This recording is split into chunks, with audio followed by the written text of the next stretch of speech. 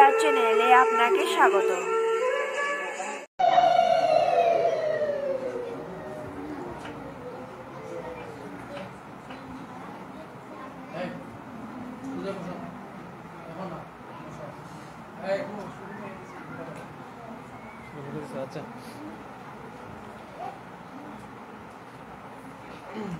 ओम नमो भगवते वासुदेवाय। ओम नमो भगवते वासुदेवाय। ओम नमो भगवते वासुदेवाय।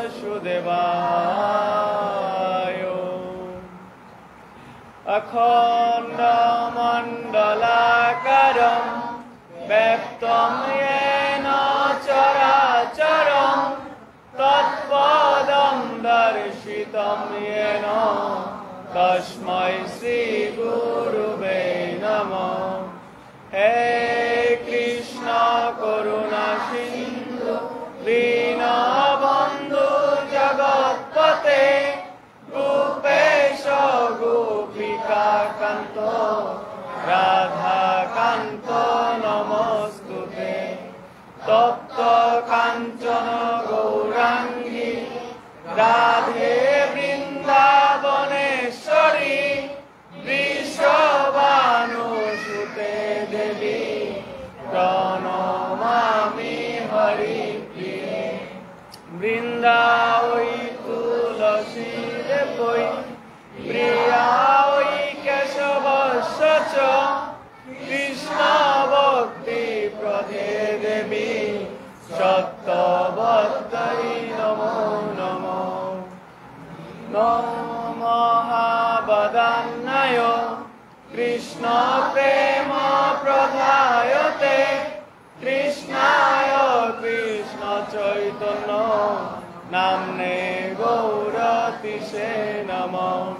श्रीकृष्ण हृदयं गीता संसारमलिननाशिनीं ज्ञानं भक्ति मुक्तिदात्री गीता देवी नमोस्तुते। जय श्री कृष्ण चैतन्य प्रभु नित्यानंद श्री अद्वैत गदाधर श्रीवासादि गौरभक्तवृन्द। वाञ्छाकल्पतरुभ्यश्च कृपासिन्धुभ्येव च पतितानां पावनेभ्यो वैष्णवेभ्यो नमो नमः।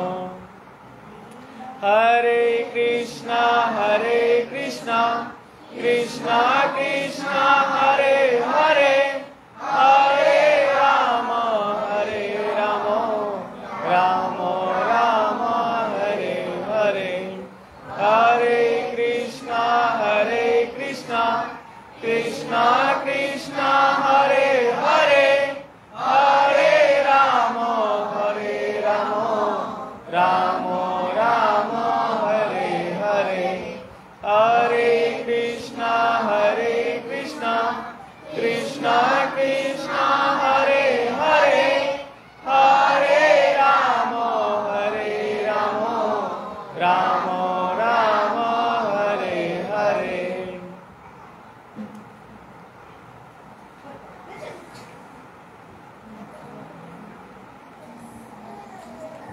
आगे प्रथम श्रीमद् भगवद्गीतार प्रथम अध्याয়ের प्रथम শ্লোকটা সবাই বলে না, তাহলে সবার ক্লাস হয়ে যাবে। অত প্রথম অধ্যায় अर्जुन विषाद युग। धर्मक्षेत्रे कुरुक्षेत्रे समवेतायुत्सव मामका पाण्डवाश्चैव किम कुर्वत सञ्जय। তারপর আমাদের আজকের আলোচ্য বিষয় কত ছিল? 15 নং শ্লোক। এটা সবাই মুখস্থ করে আসছো না? এটা সবাই বলো। পাঞ্চজনিয়ম ঋষিকেশ দেবদত্তম ধনঞ্জয় পুণ্যৌ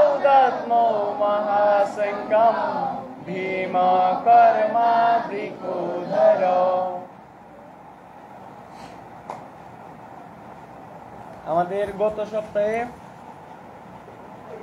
ক্লাসের পড়া ছিল কি 15 নং শ্লোক নাকি অনুবাদ সহ এটাকে বলার সবাই মুখস্থ করে আসছো? মুখস্থ করোনি কে কে? সবাই করছো নাকি? আর কি পড়া ছিল? অনুবাদ কোন শ্লোকের?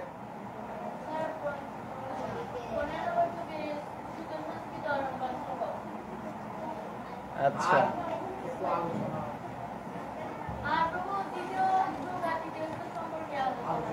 আলোচনা ছিল। হ্যাঁ হ্যাঁ, প্রথমতের দ্বিতীয় আর তৃতীয় শ্লোক নিয়ে আলোচনা ছিল। করে আসছে সবাই? করে আসুনি?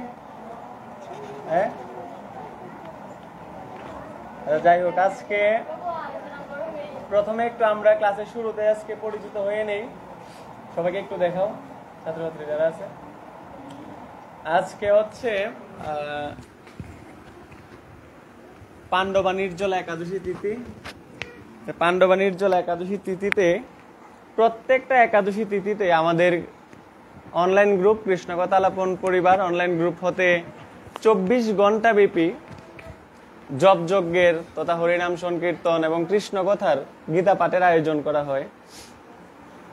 তো তার ওই ধারাবাহিকতায় আজকের এই একাদশী তিথিতে আয়োজন করা হয়েছে। তো এই মুহূর্তে আমরা আমাদের আজকের এই ক্লাসটা আমরা আজকে প্রচার করছি আমাদের কৃষ্ণকথা আলাপন পরিবার অনলাইন গ্রুপে। ঠিক আছে, তো সবাই আমাদের গ্রুপে এই মুহূর্তে যারা দেখছে আমাদের এই লাইভটি, তাদের সবাইকে আমরা আজকের হরিবাসর তিথির আমরা হরিবাসর তিথিতে শুভেচ্ছা নিবেদন করব নাকি? হরিবাসর তিথির প্রীতি ও শুভেচ্ছা সবাইকে। হরিবাসর তিথি কি? হরিবাসর তিথি কি? হরিবাসর তিথি কি? কৃষ্ণকথা আলাপন পরিবার অনলাইন গ্রুপ কি? কৃষ্ণকথা আলাপন অনলাইন গ্রুপে আমাদের 33,000 সদস্য বিশিষ্ট এই গ্রুপটি এখন বর্তমান। হ্যাঁ, তা আমরা সবার শ্রীচরণ কমলে ধন্যবাদ প্রণাম নিবেদন করব। বাঞ্ছাকল্পতরুভ্যশ্চ কৃপা সিন্ধুভ্যেব চ পতিতানাং পাবনেভ্যো বৈষ্ণবেভ্যো নমো নমঃ। যে সকল ভক্তবৃন্দ এই মুহূর্তে দেশ তথা দেশের বাহির থেকে দেখছে আজকের এই লাইভটি, তাদের সকলের চরণ কমল আমরা বন্দনা করে আজকের ক্লাস শুরু করব। তো আজকের ক্লাসের আলোচ্য বিষয় হচ্ছে আমাদের প্রথম অধ্যায়ের অর্জুন বিষাদ যুগের 15তম শ্লোক। এই 15 নং শ্লোকটা হচ্ছে এর আগে আমাদের পড়া ছিল 15 নং শ্লোক সবাই মুখস্থ করে আসবে এবং দ্বিতীয় তৃতীয় নং শ্লোকের অনুবাদ সহ সবাই 5 মিনিট কথা বলবে। আমার স্টুডেন্ট যারা আছে 5 মিনিট কথা বলবে নিজে থেকে। একজন সামনে আসো, একজন সামনে এসে কথা বলো।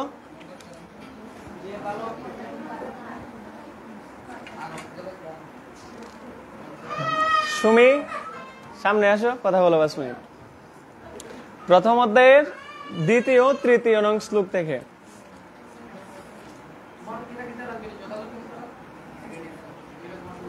আসো। তা আমরা সবাই শ্রবণ করব। আমাদের এখানে ক্লাসের উদ্দেশ্য হচ্ছে এটা যে গীতার জ্ঞান প্রত্যেকটা ঘরে ঘরে জাগ্রত হবে। এখানে যারা আসবে তারা যেন গীতার জ্ঞানে অর্জন করতে পারে এবং তারা যেন আলোচনা করতে পারে। তা আমার একজন স্টুডেন্ট কান্না করছে, কে? তারা একটু সরিয়ে নেন।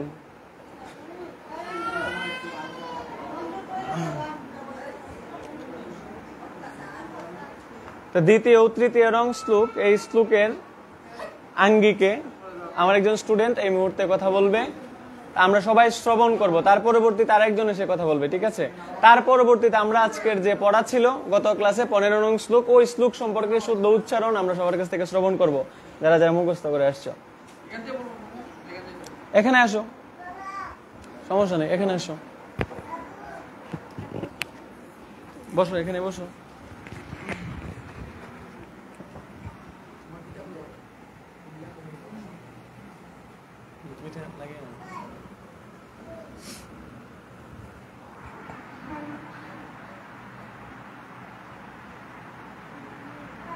কেউ কথা বলবে না, সবাই শ্রবণ করবে।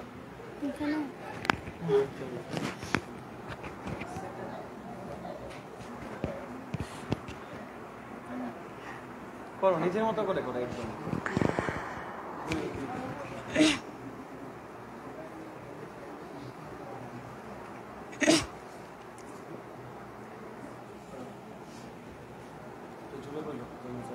দেখুন মন্ত্র তো বলা হয়ে লাগতো না। আলোচনা করো।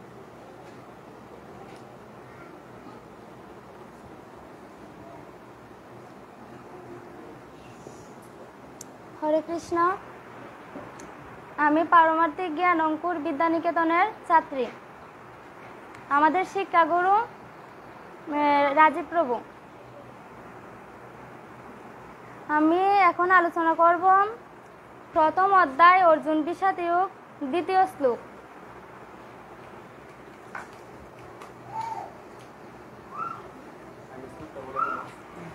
দৃष्ट्वा तु पाण्डवानीकं पुर्यं दुर्योधनस्तदा आचार्यमुपसङ्गम्यं राजा ব্রচনময়ব্রবীত। অনুবাদ। সঞ্জয় বললেন, হে রাজন, পাণ্ডবদের সৈন্যসজ্জা দর্শন করে রাজা দুর্যোধন দ্রোণাচার্যের কাছে গিয়ে বললেন। এখানে সঞ্জয় বললেন, হে রাজন, পাণ্ডবদের সৈন্যসজ্জা। এখানে উয়াচ বলতে মানে সঞ্জয়, উয়াচ মানে হচ্ছে বললেন, তার মানে উবাচ অর্থ সঞ্জয় বললেন। আর দৃষ্টা, দৃষ্টা শব্দের অর্থ হইছে দর্শন করে। আর তু মানে কিন্তু। পাণ্ডবানিকম, পাণ্ডবানিকম অর্থ পাণ্ডবদের সৈন্য। বুরিয়ম, বুরিয়ম অর্থ সামরিক ভুজ্য। দুর্যোধন, দুর্যোধন মানে রাজা দুর্যোধন। তদা সেই সময়। আচার্য অর্থ দ্রোণাচার্য। উপসঙ্গমিয়ম, উপসঙ্গমিয়ম মানে কাছে গিয়ে। আর রাজা অর্থ রাজা। ব্রচনম অর্থ বাক্য। অব্রবীত অর্থ বলেছিলেন। তার মানে আমরা এখানে সুন্দরভাবে এটা বুঝতে পারছি, সংস্কৃত পড়ে আমরা বুঝতে পারি না যে দৃষ্ট্বা তু পাণ্ডবানিকম উরিয়ম দুরিয় ধনস্তদা, এটার মানে আমরা কিছুই বুঝছি না। কিন্তু যখন আমরা শব্দের অর্থগুলো বুঝতে পারছি তখন আমরা মনের ভিতরে উপলব্ধি করতে পারছি মানে শ্লোকটার ভেতরে কি আছে। তার মানে এই শ্লোকের অর্থ হচ্ছে, সঞ্জয় বললেন, হে রাজন, পাণ্ডবদের সৈন্যসজ্জা দর্শন করে রাজা দুর্যোধন দ্রোণাচার্যের কাছে গিয়ে বললেন।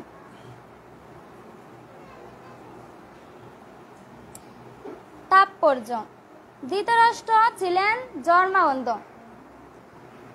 ধৃতরাষ্ট্র ছিলেন জন্ম থেকে অন্ধ, মানে জন্ম থেকে ধৃতরাষ্ট্র দেখতে পেতেন না। ধৃতরাষ্ট্র ছিল জন্ম অন্ধ। আর আমরা যে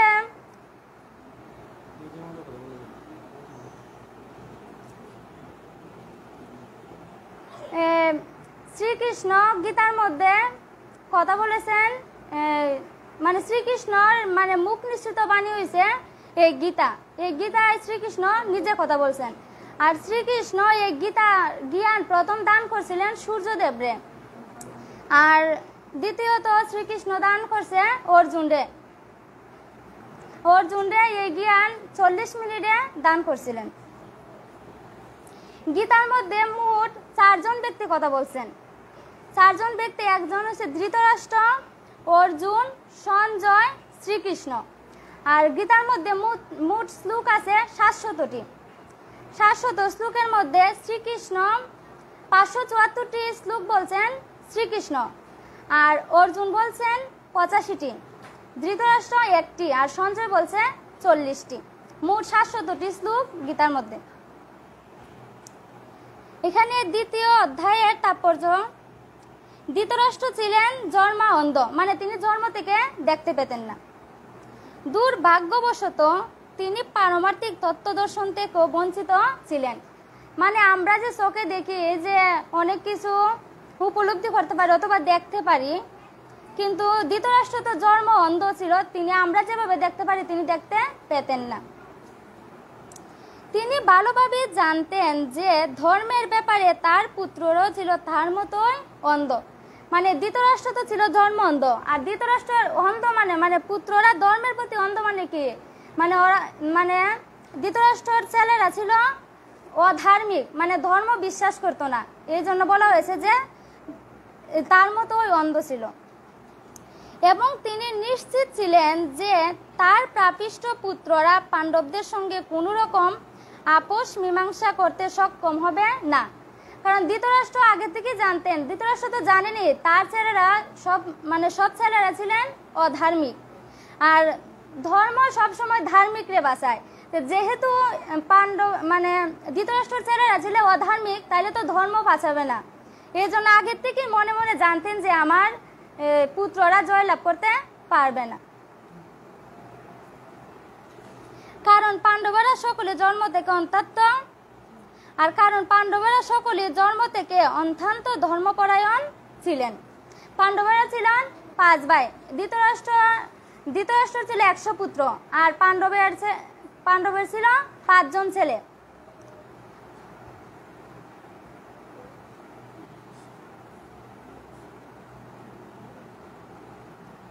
তবু তিনি ধর্মক্ষেত্র কুরুক্ষেত্রের প্রভাব সম্বন্ধে সদিগ্ধ ছিলেন। মানে তার ধৃতরাষ্ট্রের ছেলেরা ছিল মানে ধর্মের প্রতি অন্ধ, আর পাণ্ডব ছেলেরা ছিল অত্যন্ত ধর্মপরায়ণ। তাও তিনি মানে সদিগ্ধ, মানে দ্বিধা, মানে মনের মধ্যে সন্দেহ ছিল। যুদ্ধক্ষেত্রের পরিস্থিতি সম্বন্ধে ধৃতরাষ্ট্রের এই প্রশ্ন করার প্রকৃত উদ্দেশ্য সঞ্জয় বুঝতে পেরেছিল। সঞ্জয় মানে ভগবানের মাধ্যমে একটা দিব্য চক্ষু প্রাপ্ত হয়েছে, যে চক্ষু প্রাপ্তর মাধ্যমে মানে রাজপ্রাসাদে বৈশা তিনি বুঝতে পারেন যে ধর্মক্ষেত্রে কি হইতেছে। এখন ধৃতরাষ্ট্র তো জন্ম অন্ধ, এই জন্য ধৃতরাষ্ট্র সঞ্জয় রায় জিজ্ঞেস করছে এই প্রশ্নটা, কারণ সঞ্জয় তো সবকিছু জানেন, সঞ্জয় দিব্য চক্ষু প্রাপ্ত। মানে সঞ্জয় রে জিজ্ঞেস করছে মানে এই প্রশ্নটা মানে কুরুক্ষেত্রে কি হইতেছে আর কি, ধর্মক্ষেত্রের মধ্যে। তাই তিনি নৈরাশ্যগ্রস্ত রাজাকে সাবধান করে দিয়ে বলেছিলেন, এই পবিত্র ধর্মক্ষেত্রের প্রভাবের ফলে তার সন্তানেরা পাণ্ডবদের সঙ্গে কোনো রকম আপোষ মীমাংসা করতে সক্ষম হবে না। সঞ্জয় তখনই ধৃতরাষ্ট্রকে বললেন যে তার পুত্র দুর্যোধন পাণ্ডবদের মহৎ সৈন্যসজ্জা দর্শন করেন। তার বিবরণ দিতে তৎক্ষণাৎ সেনাপতি দ্রোণাচার্যের কাছে উপস্থিতি হলেন। দুর্যোধনকে যদিও রাজা বলা হয়েছে, তবু সেই সংকটময় অবস্থায় তাকে তার সেনাপতির কাছে উপস্থিতি হতে দেখা গিয়েছে। দুর্যোধন তো একজন মানে রাজা না, তাও দুর্যোধনরে রাজা বলা হয়েছে, কিন্তু রাজা হয়েও কার কাছে গেছে? সেনাপতির কাছে। সেনাপতিকে ওই যে দ্রোণাচার্য ছিলেন মানে সবার অস্ত্র শিক্ষা গুরু। মানে এখানে মানে যারা যারা পাণ্ডব এবং ধৃতরাষ্ট্রের ছেলেদের মানে সবার অস্ত্র শিক্ষা গুরু ছিল দ্রোণাচার্য, আবার দ্রোণাচার্য সেনাপতিও। কিন্তু দুর্যোধন মানে রাজা হয়েও সেনাপতির কাছে গেছে।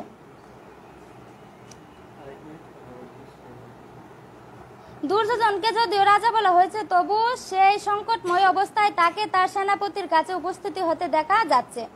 এর থেকে আমরা বুঝতে পারি চতুর রাজনীতিবিদ হবার সমস্ত গুণাবলী দুর্যোধনের মধ্যে বর্তমান ছিল।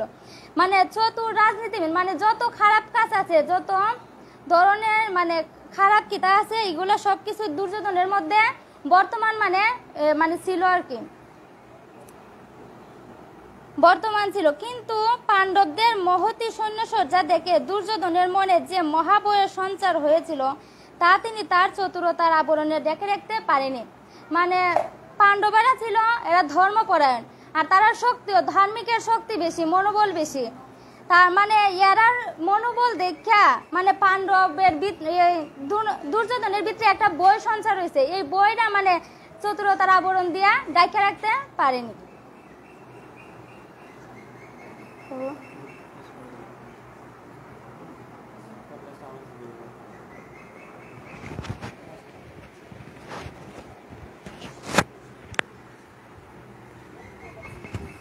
হরে কৃষ্ণ। আমাদের গত ক্লাসের পড়া ছিল এটা যে দ্বিতীয় এবং তৃতীয় শ্লোক নিয়ে যেন নিজের মতো করে কেউ কথা বলে 5 মিনিট। তো 5 মিনিট না, আমার অত্যন্ত ভালো লাগলো যে আসলে ওর কথা শেষ হচ্ছে না, প্রায় 10 মিনিট হবে কথা বলছে। আমার অনেক ভালো লাগলো শুনে। তা আমাদের প্রত্যেকের মানে এখান থেকে একটা কিছু অর্জন করলাম, করার পরে যেন আমরা এটা আরেকজনের মাঝে ছড়িয়ে দিতে পারি, তবেই বৃদ্ধি পাবে, নয়তো সার্থক হবে না এই শিক্ষা। আমার অত্যন্ত ভালো লাগছে এই কথা, মানে ওর মুখে শ্রীমদ্ ভগবদ গীতার এই গভীর তত্ত্ব কথা শুনে। দেখুন, একটা বিষয় সম্পর্কে একটা শ্লোক থেকে 5 মিনিট কথা বলা, মানে এটা অনেক কিছু। 5 মিনিট কথা বলতে হলে আমাকে ওই শ্লোকটার আনুষঙ্গিকে জানতে হবে, যে ধর্মক্ষেত্র কি, পাণ্ডবকে, পঞ্চপাণ্ডবকে, দুর্যোধনকে, ধৃতরাষ্ট্রকে, দ্রোণাচার্যকে, তাদের জীবনী সম্পর্কে আমাকে আগে অবগত হবে, তারপরে তাদের সম্পর্কে ওই নামগুলোকে বিশ্লেষণ করে কথা বলতে হবে। শ্রীমদ্ ভগবদ গীতার পরিচয়টুকু সে এই শ্লোকের মাঝেই টেনে আনছে। আমাদের মানে প্রত্যেককে বলি যে প্রত্যেকটা শব্দ থেকে আমাদেরকে কথা বলতে হবে 1 মিনিট। এইরকম ভাবে দেখুন, একটা শ্লোকের মাঝে 5-6টা 6-7টা শব্দ থাকেই। তাই আমরা যদি একটা শব্দ থেকে 1 মিনিট কথা বলতে পারি, তাহলে আমাদের এই 6টা শব্দ থেকে 6 মিনিট কথা বলতে পারবো। আমি আমাদের প্রত্যেকটা শিক্ষার্থীকে এটাই বলি যে প্রত্যেকটা শব্দকে আগে হৃদয়ঙ্গম করতে হবে, আগে বুঝতে হবে যে এই শব্দটা কি বলা হয়েছে, এই শব্দটার ভাবার্থ কি। একটা নাম আছে, ওই নামটারই পরিচয় কি, নামটার পরিচয় সম্পর্কে আমাদেরকে উপস্থাপন করতে হবে। তাহলেই দেখবে আলোচনাটা খুব সুশৃঙ্খল ভাবে অন্যের কাছে তুলে ধরার বজায় থাকবে। তা আমরা আর একজন স্টুডেন্টকে এখানে আসবা, কথা বলবা? একজন কথা বলছে, আর একজনকে কথা বলবা? হ্যাঁ, অর্ক কথা বলো। হ্যাঁ, অর্ক আসো, তুমি আসো। আমাদের পারমার্থিক জ্ঞান অঙ্কুর বিদ্যানিকেতনের একজন কনিষ্ঠ ছাত্র। আমরা একজন ছাত্রীর কাছ থেকে শ্রবণ করলাম 5 মিনিট, এখন আমরা শ্রবণ করবো আমাদের একজন ছাত্রের কাছ থেকে। অর্ক, শুরু করো কথা। আচ্ছা, ওই গীতাটা একটু দিয়ে দাও, না দেখি তো করতে পারো 5 মিনিট।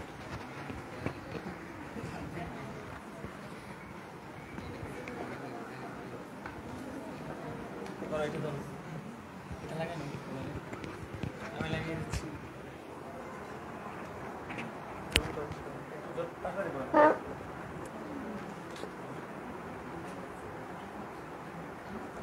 এরপরে শ্লোকটা নিয়ে কথা বলবো। দ্বিতীয় শ্লোকটা নিয়ে কথা বলবো।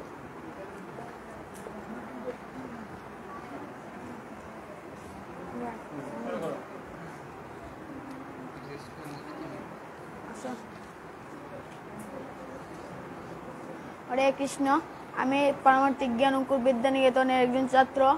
আমাদের প্রভু রাজীব প্রভু, আমি তার ছাত্র। এখন আমি 3য় নম্বর শ্লোক, প্রথম অধ্যায়ের 3য় নম্বর শ্লোক নিয়ে আলোচনা করতে যাচ্ছি। প্রথম অধ্যায়ের 3য় নম্বর শ্লোকটি হলো পশ্যেতাম পাণ্ডব পুত্রাণাম আচার্য মহতিম চমুম গুরিয়াম দ্রৌপদ পুত্রেণ তব সেন ধীমতা। এটি ছিল প্রথম অধ্যায়ের 3 নম্বর শ্লোক।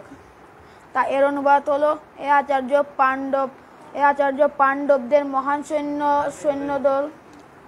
সৈন্যবল দর্শন করুন, যা আপনার অত্যন্ত বুদ্ধিমান শিষ্য দ্রুপদের পুত্র অত্যন্ত দক্ষতার সঙ্গে বুর্জের আকারে রচনা করেছেন।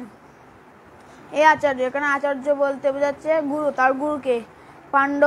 পাণ্ডবদের মহান সৈন্যবল মানে পাণ্ডবদের সেরা সৈন্যদলকে বোঝাচ্ছে। দর্শন করুন মানে পাণ্ডবদের সেরা সৈন্যদলকে দেখুন। দর্শন মানে দেখা বোঝা। যা আপনার অত্যন্ত বুদ্ধিমান শিষ্য, যা আপনার মানে যা আচার্যের গুরুর অত্যন্ত বুদ্ধিমান শিষ্য, তার খুবই ভালো শিষ্য দ্রুপদের পুত্র। দ্রুপদ হলো একজন দ্রুপদের পুত্র, অত্যন্ত দক্ষতার সঙ্গে বুর্জের আকারে রচনা করেছেন।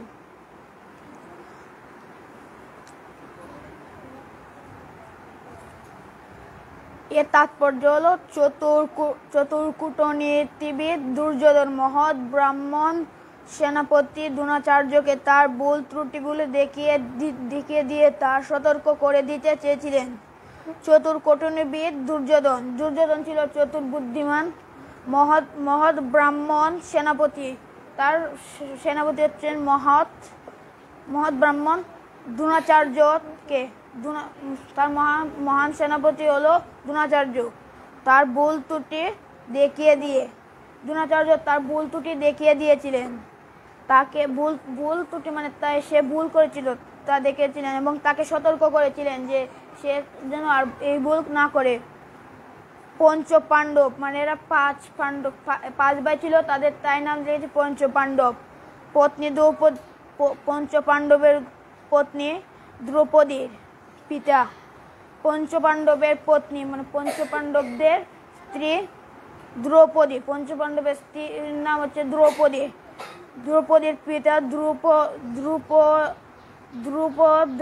দ্রুপদরাজের সঙ্গে দ্রোণাচার্যের কিছু রাজনৈতিক মনোমালিন্য ছিল। দ্রৌপদীর পিতা ছিলেন দ্রুপদরাজ, আর দ্রুপদরাজের সঙ্গে দ্রোণাচার্যের কিছু রাজনৈতিক মানে কিছু রাজার বিষয় ছিল, মনোমালিন্য ছিল। এই মনোমালিন্যের ফলে দ্রুপদ এক যজ্ঞের অনুষ্ঠান করে। এই মনোমালিন্যের ফলে দ্রুপদ ভয় পেয়ে একটি যজ্ঞের আলোচনা করেন, যজ্ঞ করবেন তাই বোঝাচ্ছে, এবং সেই যজ্ঞের ফলে তিনি বল লাভ করেন এবং সেই যজ্ঞের পরে সে একটা বর লাভ করে। আর সেই বরে তিনি তিনি তিনি বরটি চেয়েছেন, তিনি এক পুত্র লাভ করেন। সেই বরে বর চেয়েছেন যে তিনি একবার পুত্র চায় যে দ্রোণাচার্যকে হত্যা করতে সক্ষম হবে। দ্রোণাচার্য ছিল একজন সেনাপতি অনেক মহৎ শক্তিশালী ছিল। তাকে হত্যা করার জন্য একজন বীর যুদ্ধের প্রয়োজন, তাই সে বর চেয়েছিল যাতে একজন পুত্র চান যাতে সে দ্রোণাচার্যকে হত্যা করতে সক্ষম হয়। দ্রোণাচার্য এই বিষয়ে সম্পূর্ণভাবে অবগত ছিলেন। দ্রোণাচার্য দুর্যোধনের সেনাপতি এই বিষয়ে কিচ্ছু জানতেন না, কিন্তু দ্রুপদ তার সেই পুত্র ধৃষ্টদ্যুম্নকে যখন অস্ত্র শিক্ষার জন্য তার কাছে প্রেরণ করেন, কিন্তু দ্রুপদের পুত্রের নাম ছিল ধৃষ্টদ্যুম্ন। ধৃষ্টদ্যুম্ন যখন অস্ত্র শিক্ষার জন্য মানে অস্ত্র দিয়ে মারামারি কিভাবে করবে তা শিক্ষার জন্য, যুদ্ধে কিভাবে অস্ত্র চালাবে তা শিক্ষার জন্য তার কাছে প্রেরণ করলেন, শিখতে গেলেন। তখন উদার হৃদয় সত্যনিষ্ঠ ব্রাহ্মণ দ্রোণাচার্য তাকে সব রকমের অস্ত্র শিক্ষা এবং সমস্ত সামরিকা কলা ও কৌশলে গুপ্ত তত্ত্ব শিখিয়ে দিতে কোনো দ্বিধা করেননি। তখন তার উদার হৃদয় মানে তার মহান হৃদয় সত্যনিষ্ঠ মানে সত্য ব্রাহ্মণ দ্রোণাচার্য তাকে। এই বলে আমি আমার বক্তব্য শেষ করছি। হরে কৃষ্ণ। হরে কৃষ্ণ। তার জন্য একটা হাতে দিলে হবে না? আরেকটা হাতে দিলে বাকি রয়েছে নাকি? তুমি কোন একটা? অত্যন্ত সুন্দর আলোচনা করেছে এই মুহূর্তে। আরো স্পষ্টতর ভাবে হতে হবে, কারণ আমরা চাই প্রত্যেকটা শব্দ থেকে এক লাইন কথা বেরিয়ে আসুক, 1 মিনিট কথা বেরিয়ে আসুক, আমাদেরকে যেন বিশ্লেষণ না পড়তে হয়, আরো স্পষ্ট আরো গভীরভাবে উপলব্ধি করতে হবে এবং শ্রম দিতে হবে। আমি প্রত্যেকদিন বলি যে প্রত্যেকটা স্টুডেন্ট প্রত্যেকদিন বাসায় গিয়ে পাঠ করতে হবে, আগে আমাদের আচরণ ঠিক করতে হবে, তারপর এখানে স্টুডেন্ট হতে হবে। প্রত্যেকটা মানুষের এক একটা বৈশিষ্ট্য থাকে, তাই না? একজন ছাত্রের মাঝেও একটা বৈশিষ্ট্য থাকে। একজন ছাত্র তো কোনই হতে পারে, একজন ছাত্রের বৈশিষ্ট্য কি বলতে পারবা? একজন ছাত্রের বৈশিষ্ট্য আছে। হ্যাঁ, জাগতিক শিক্ষা অর্জন করতে হলে একজন ছাত্রের বৈশিষ্ট্য রয়েছে।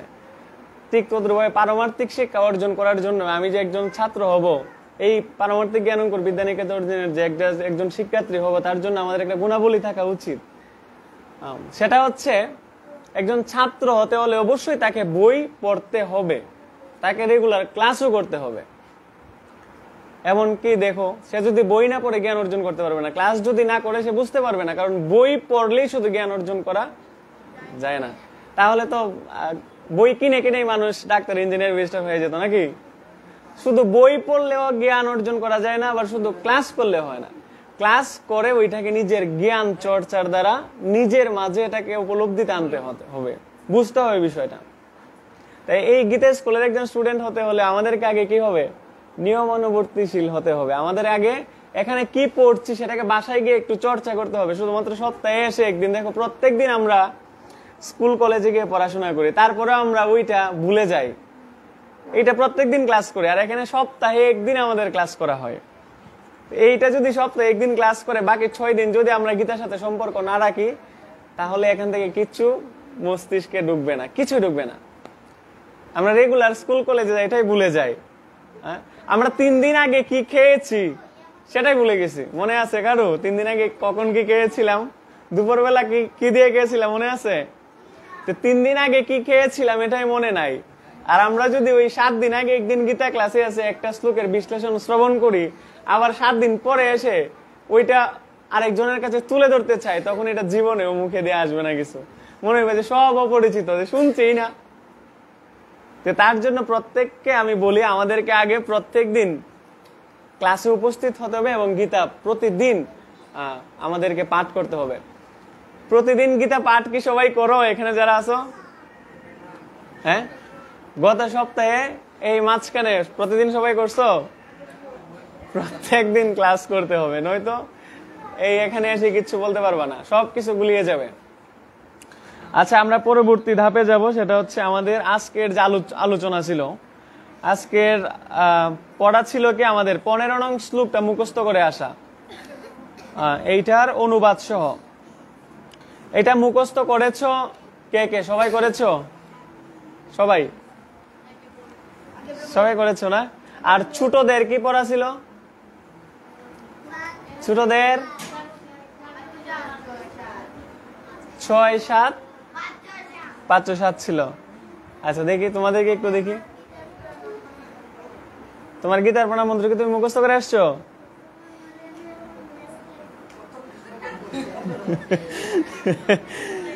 পেস লাগলে না, গীতার প্রণাম মন্ত্র মুখস্থ করে আসতে হবে। গীতার প্রণাম মন্ত্র পারো কে কে? হ্যাঁ, গীতার প্রণাম মন্ত্র তোমরা পারো না সবাই? ছোট যারা, সুপ্ত পারো না? পারো না? আমরা এখন সুপ্তর কাছ থেকে, আমাদের কনিষ্ঠ স্টুডেন্ট সুপ্তর কাছ থেকে শ্রবণ করব শ্রীমদ ভগবদ গীতার প্রণাম মন্ত্র। এদিকে আসো, এখানে আসো, বলো তুমি সবার সামনে বলো জুড়ে। শ্রীকৃষ্ণ হৃদয়ম গীতা সংসার মলিনাশিনী জ্ঞানম ভক্তি মুক্তিদার্থী গীতা দেবী নমস্তুতে। বাহ, অত্যন্ত সুন্দর করে বলেছে সে। আর কে বলবা? তুমি বলবা? আসো,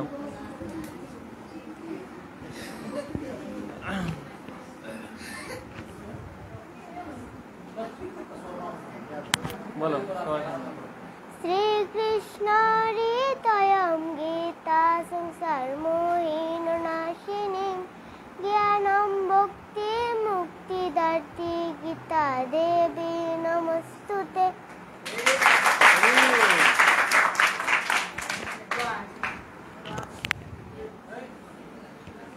আর কে বলবা গীতার প্রণাম মন্ত্র?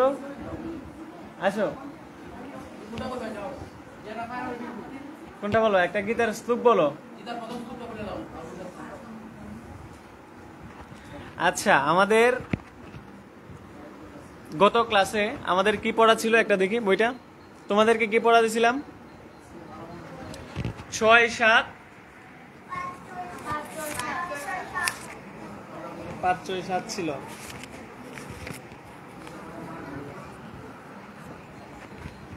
আচ্ছা, আমাদের প্রশ্ন উত্তর পর্ব ছিল না 5, 6, 7।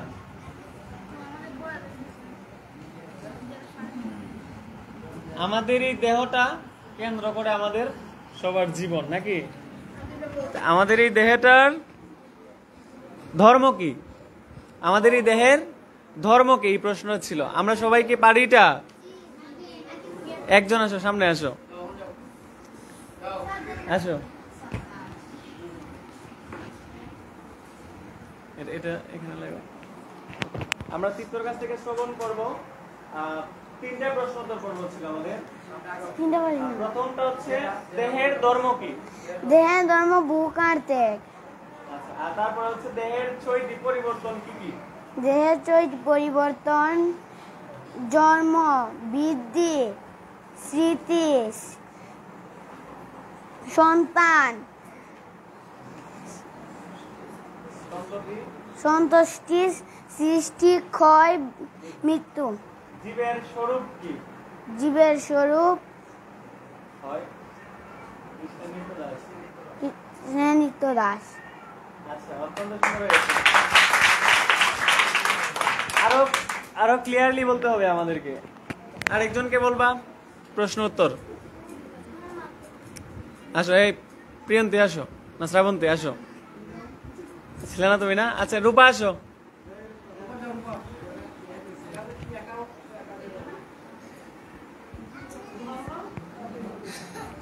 আমরা রূপার কাছ থেকে এটা হাতে ধরেই বলো, সমস্যা নেই, হাতে ধরে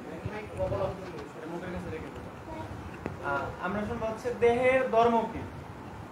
দেহের ধর্ম ভোগ আর ত্যাগ। তারপরে হচ্ছে দেহের ছয়টি পরিবর্তন কি কি? জন্ম, বৃদ্ধি, স্মৃতি, সন্তান, সন্তুষ্টি, সৃষ্টি, ক্ষয়, মৃত্যু। জীবের স্বরূপ কি? জীবের স্বরূপ কৃষ্ণের নিত্য দাস। অত্যন্ত সুন্দর হয়েছে।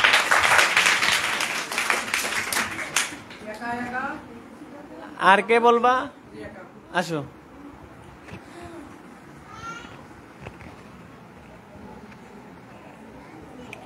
আমরা একার কাছ থেকে শ্রবণ করব আমাদের এই তিনটা প্রশ্নের উত্তর। দেহের ধর্ম কি? দেহের ধর্ম ভোগ আর ত্যাগ। দেহের ছয়টি পরিবর্তন কি? জন্ম, বৃদ্ধি, স্মৃতি, সন্তান, সন্তুষ্টি, সৃষ্টি, ক্ষয়, মৃত্যু।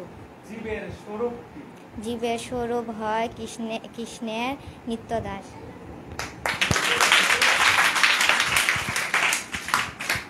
আর কে বলবা? বলবা, আসো।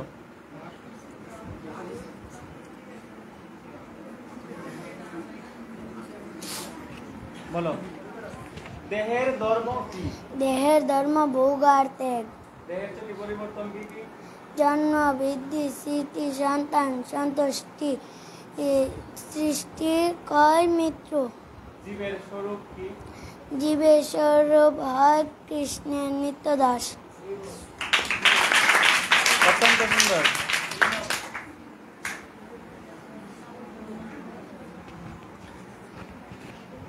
দেহের ধর্ম কি? দেহের ধর্ম ভোগ আর ত্যাগ। দেহের ছয়টি পরিবর্তন? জন্ম, মৃত্যু, সৃষ্টি, সন্তুষ্টি, সন্তান, ক্ষয়, মৃত্যু। জীবের স্বরূপ কি? জীবের স্বরূপ কৃষ্ণের নিত্য দাস। অত্যন্ত সুন্দর। হরি বল।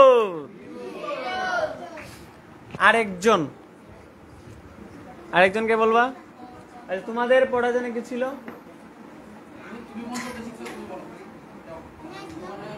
তুমি ছিলে না? আর তোমার ছিল গুরু প্রণাম মন্ত্র মুখস্থ করে আসা। মুখস্থ করে আসছো, বলো।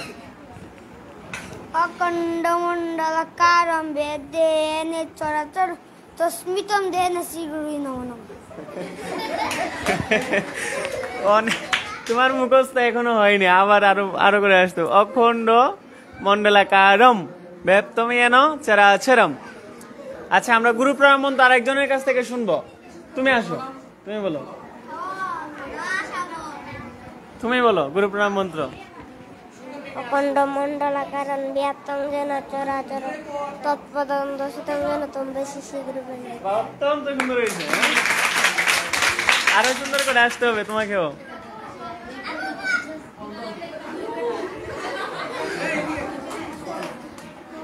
এদিকে আসো, এদিকে আসো, এদিকে আসো, এদিকে আসো। তুমি কি বলবা? আচ্ছা, গুরু প্রণাম মন্ত্র বলবা কোনটা? আচ্ছা বলো, অখণ্ড বলো। আর একটু জুড়ে বলো। মণ্ডলাকারম ব্যাপ্তং যেন চরাচর তৎপদং দর্শিতং যেন তস্मै শ্রী গুরুবে নমঃ। অনেক সুন্দর হয়েছে।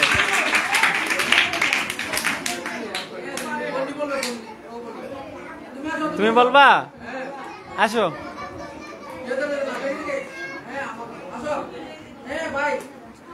আচ্ছা শুনো, ছোটদের পড়া যা ছিল 3টা প্রশ্ন আমি গত ক্লাসে বুঝিয়ে দিয়েছিলাম সবাইকে, নাকি? দেহের ধর্ম আমাদের ছোট বড় সবার জেনে রাখা উচিত। দেহের ধর্ম কি? দেহের ধর্ম হচ্ছে 2টা, যেটাকে ইংরেজিতে বলে ইনপুট আউটপুট, মানে দেহটাতে প্রবেশ করানো এবং এই দেহটা থেকে বের করে দেওয়া। আমাদের এই দেহের ধর্ম কেবল 2টাই। দেখুন আজ পর্যন্ত যা কিছু আছে সমস্ত কিছু আমরা কি দেখুন, দেহের কাজ কিন্তু 2টাই, আমরা আহার করি আর বর্জন করি, এগুলোই না, আর তো কিছু নয়। কি বলবা তুমি? আসো, সামনে আসো, আসো, আসো। আমরা গুরু প্রণাম মন্ত্র শ্রবণ করবো। अखण्ड मण्डलाकारं व्याप्तं येन चराचरं तत्पदं दर्शितं येन तस्मै श्री गुरुवे नमः। অত্যন্ত সুন্দর হয়েছে।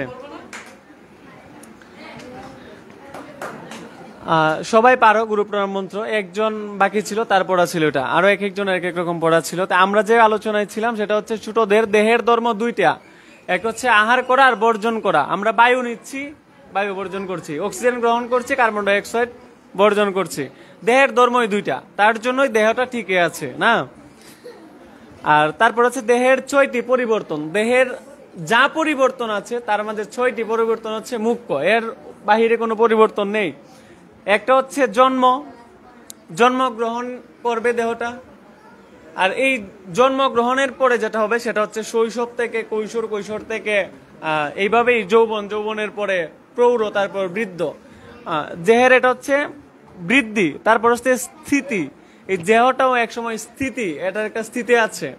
তারপর হচ্ছে সন্তান জন্ম দেওয়া, সন্ততিকে জন্মদান, লালন পালন করা, এটাই। তারপর হচ্ছে সৃষ্টি, আবার নতুন আরেকটা দেহকে সৃষ্টি করা, আমাদের এই দেহটার ধর্ম। তারপরে হচ্ছে ক্ষয়, এই দেহটা একসময় ক্ষয় হয়ে যাবে। তারপরে হচ্ছে মৃত্যু, আবার দেহটার মৃত্যু হয়ে যাবে। আর 7 নং যে প্রশ্নটা ছিল সেটা হচ্ছে জীবের স্বরূপ কি। আমাদের এই প্রত্যেকটা জীবের স্বরূপ মানে হচ্ছে আমাদের এই দেহে, আমাদের যে জীব, প্রত্যেকটা জীবের স্বরূপ হচ্ছে একমাত্র কৃষ্ণের নিত্য দাস। আমাদের কাজই হচ্ছে কৃষ্ণের নিত্য দাস, দাসত্ব স্বীকার করা, সেবা করা, এটাই। আমরা আগামী ক্লাসের পড়া হচ্ছে ছোটরার জন্য, সেটা হচ্ছে জড়জগৎ কি।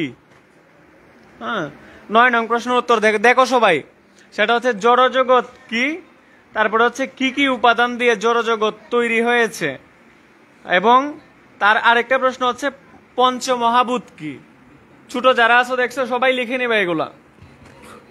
9, 10, 11 জড়জগৎ হচ্ছে ভগবানের বহিরঙ্গা ত্রিগুণাত্মিকা মায়া শক্তির প্রকাশ, ভগবানের ত্রিগুণাত্মিকা, ঠিক আছে।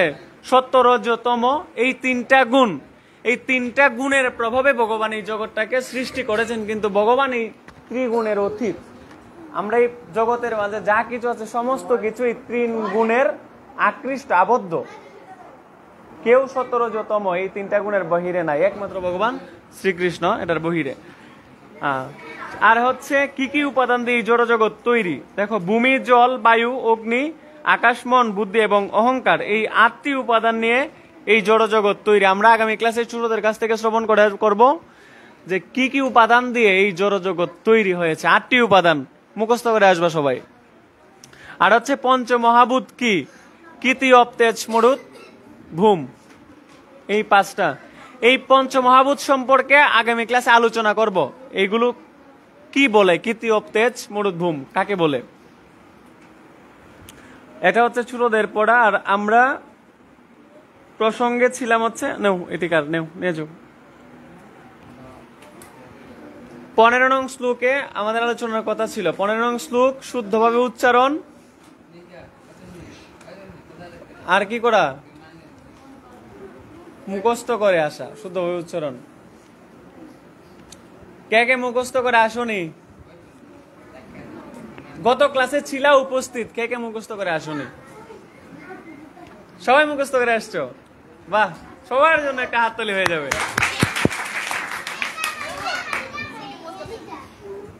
আচ্ছা, যে মুখস্থ করে আসেনি তাকে ধরা হবে।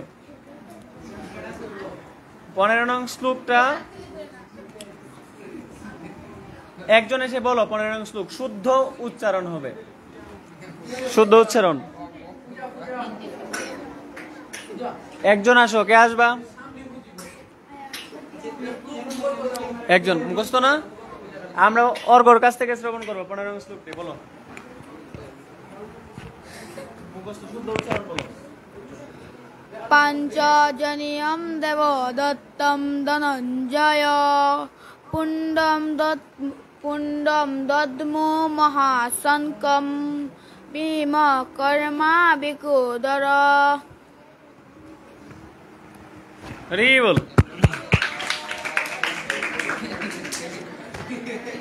और ভুল কেউ ধরতে পেরেছ? ঋষিকেশ সে বলেনি, একটা ভুল। আর একটা ভুল,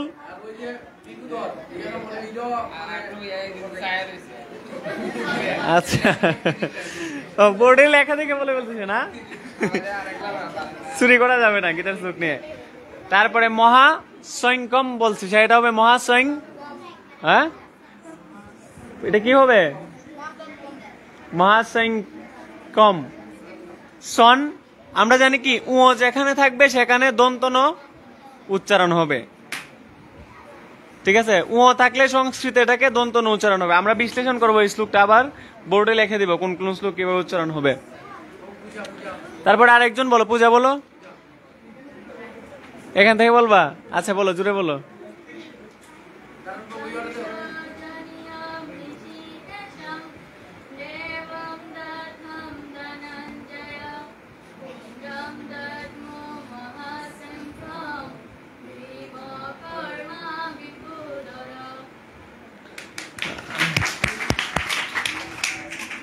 এটা অনুবাদ সহ ছিল।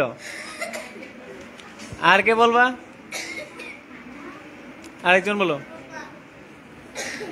মুখস্থ করে আসছো না? তুমি ছিলা না? আর কে ছিলা? সুমি ছিলা? সুমিও ছিল না। স্বর্ণা ছিলা? সুমার মুখস্থ বলো।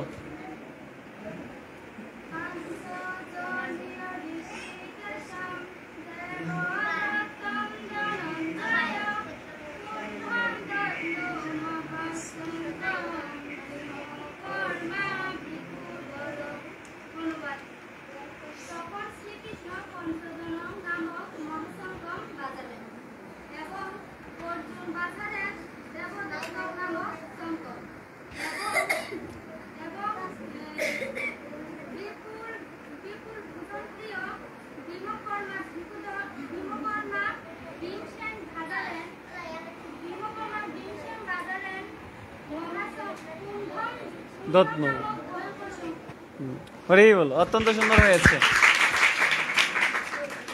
স্বর্ণা ছিল না? এই তুমি ছিলা, বলো না কেন? বলো। রূপা বলো, পারো? বলো। দাঁড়ায় বলো, দাঁড়িয়ে বলো।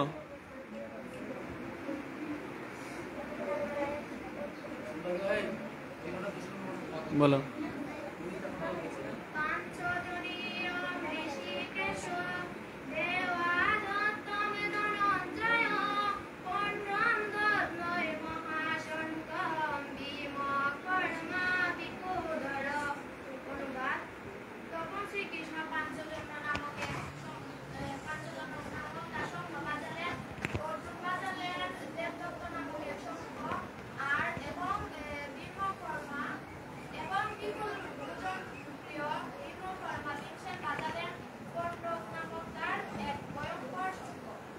অত্যন্ত সুন্দর হয়েছে।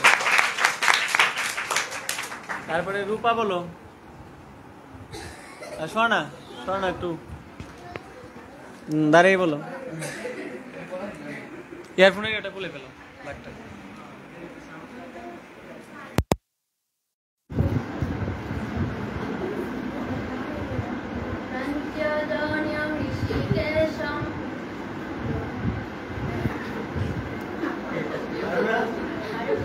বলো দেবদত্ত ধনঞ্জয়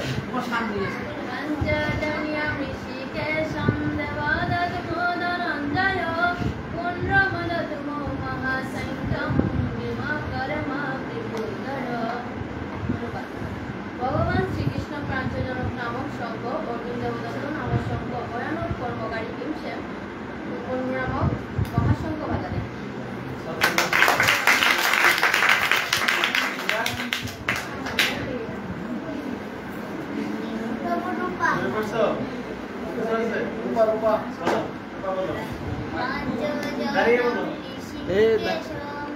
দাঁড়াই আবার শুরু প্রথম তো শুরু করো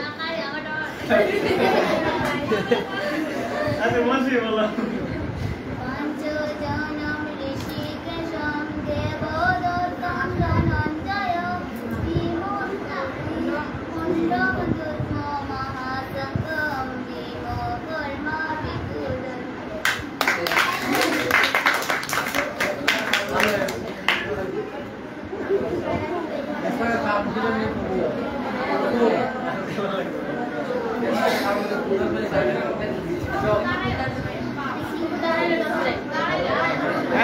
একটা জিনিস কথা বলবা না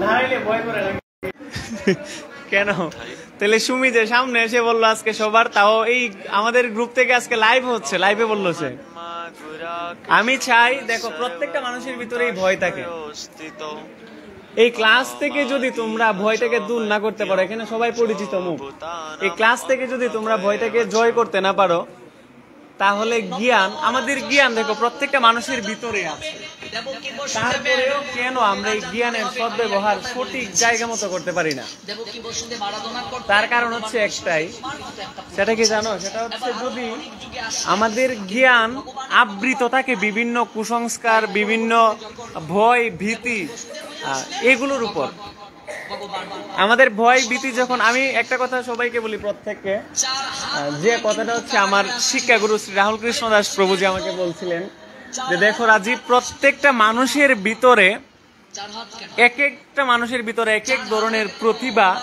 তার ভিতরে লুকায়িত থাকে কিন্তু এই প্রতিভাটাকে প্রকাশ করার জন্য একটা পরিবেশ একটা সাহসিকতা আর একটা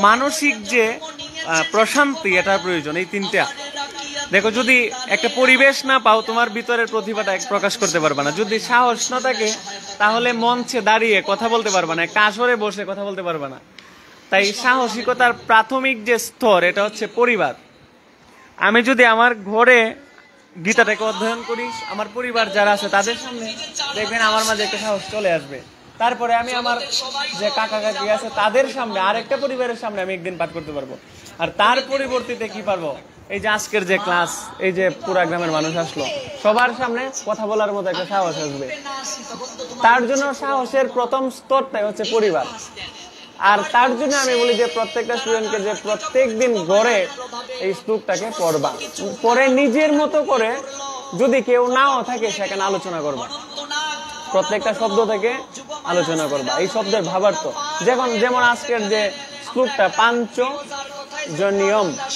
এটা শুদ্ধ উচ্চারণ এখানে লেখা আছে কি পাঞ্চজন্যং আমরা জানি সংস্কৃতে উচ্চারণের পরিবর্তন হয়ে যায় সেটা হচ্ছে পাঞ্চজনিয়ম আমি এখন উচ্চারণে চলে যাব তোমরা সবাই যারা বলছো এটা হচ্ছে পাঞ্চজনিয়ম এটা হবে পাঞ্চজনিয়ম ঋষিকেশ দেবদত্তম ধনঞ্জয় পৌণ্ড্রম দত্নৌ মহাসংখ্যম ভীমকর্ম বৃকুদরহ দেখো এখানে পাঞ্চজন্যম বলেছেন পাঞ্চজন্যম শব্দটাকে নিয়ে আমাদেরকে আগে কথা বলতে হবে বুঝতে হবে পাঞ্চজন্যম কি পাঞ্চজন্যম হচ্ছে একটা শঙ্কের নাম পাঞ্চজন্য শঙ্কর আছে কার পরমেশ্বর ভগবান শ্রীকৃষ্ণের একটা শব্দ নিয়ে কিভাবে কথা বলতে হবে দেখো আমি একটা শব্দ নিয়ে কি বলি পাঞ্চজন হচ্ছে প্রথমত একটা শঙ্কের নাম দ্বিতীয়ত হচ্ছে এটা ভগবান শ্রীকৃষ্ণের শঙ্খ এখন যে এই শঙ্খটা আসছে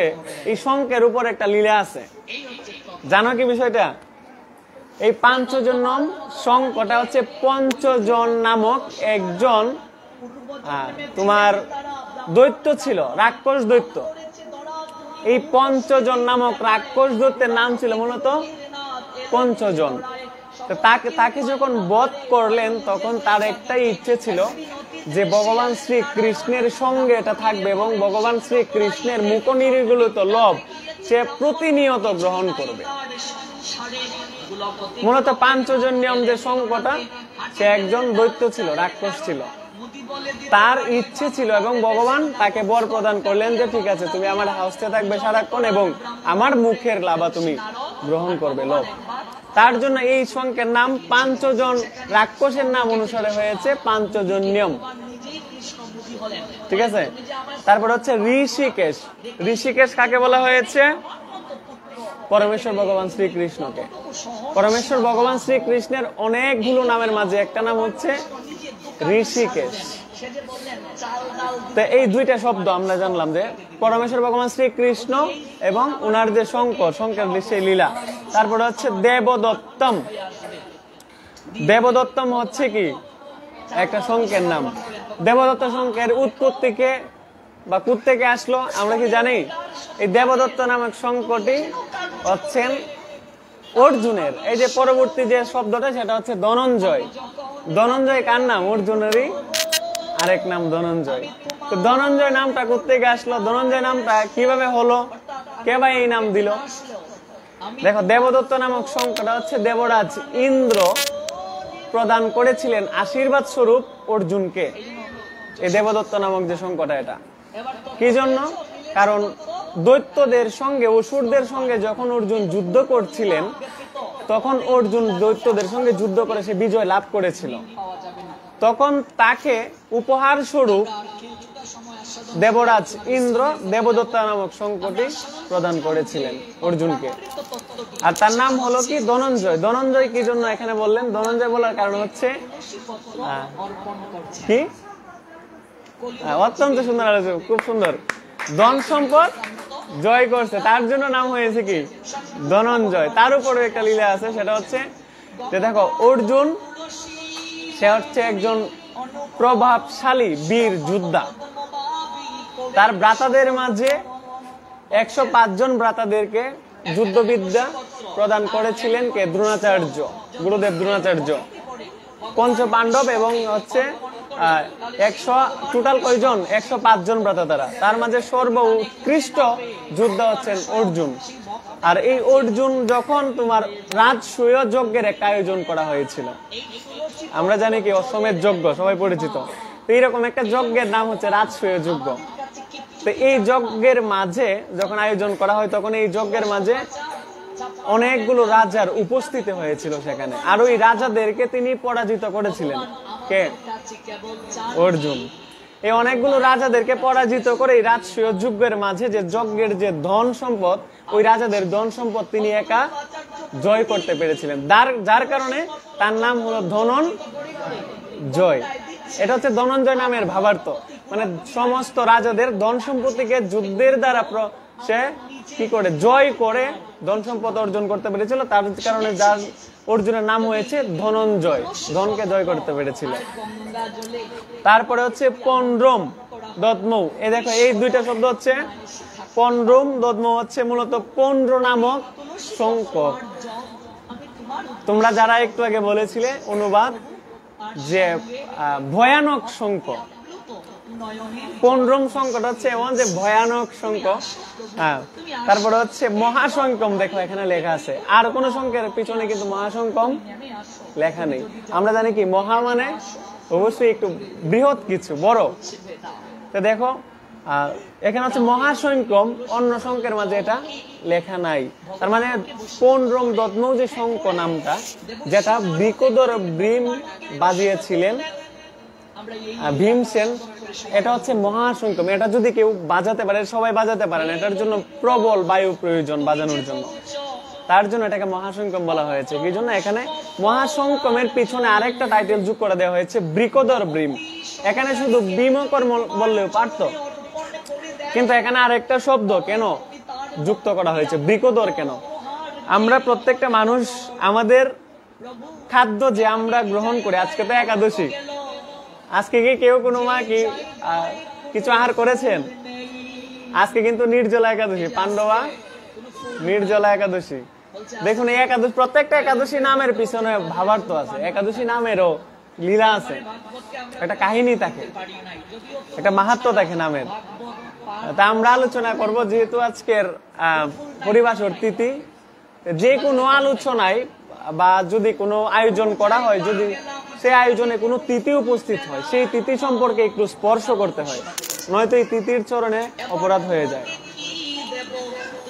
আজকের পাণ্ডবা নির্জলা একাদশী যে তিথি, আমরা তিথি সম্পর্কে একটু শ্রবণ করব। তার পূর্বে বলি, আমরা প্রত্যেকটা জীব যখন আমরা আহার গ্রহণ করি, এই আহার গ্রহণ করার পরে এটা হজম হয়। দেহের ধর্ম কি? গ্রহণ করা আর ত্যাগ করা, বর্জন করা, ভোগ আর ত্যাগ। তা আমরা যে ভোগ করি, এটা কিভাবে ভোগ করি? আমাদের পেটের মাঝে একটা জঠরাগ্নি রূপে একটা অগ্নি রয়েছে, একটা আগুন রয়েছে, তাপ।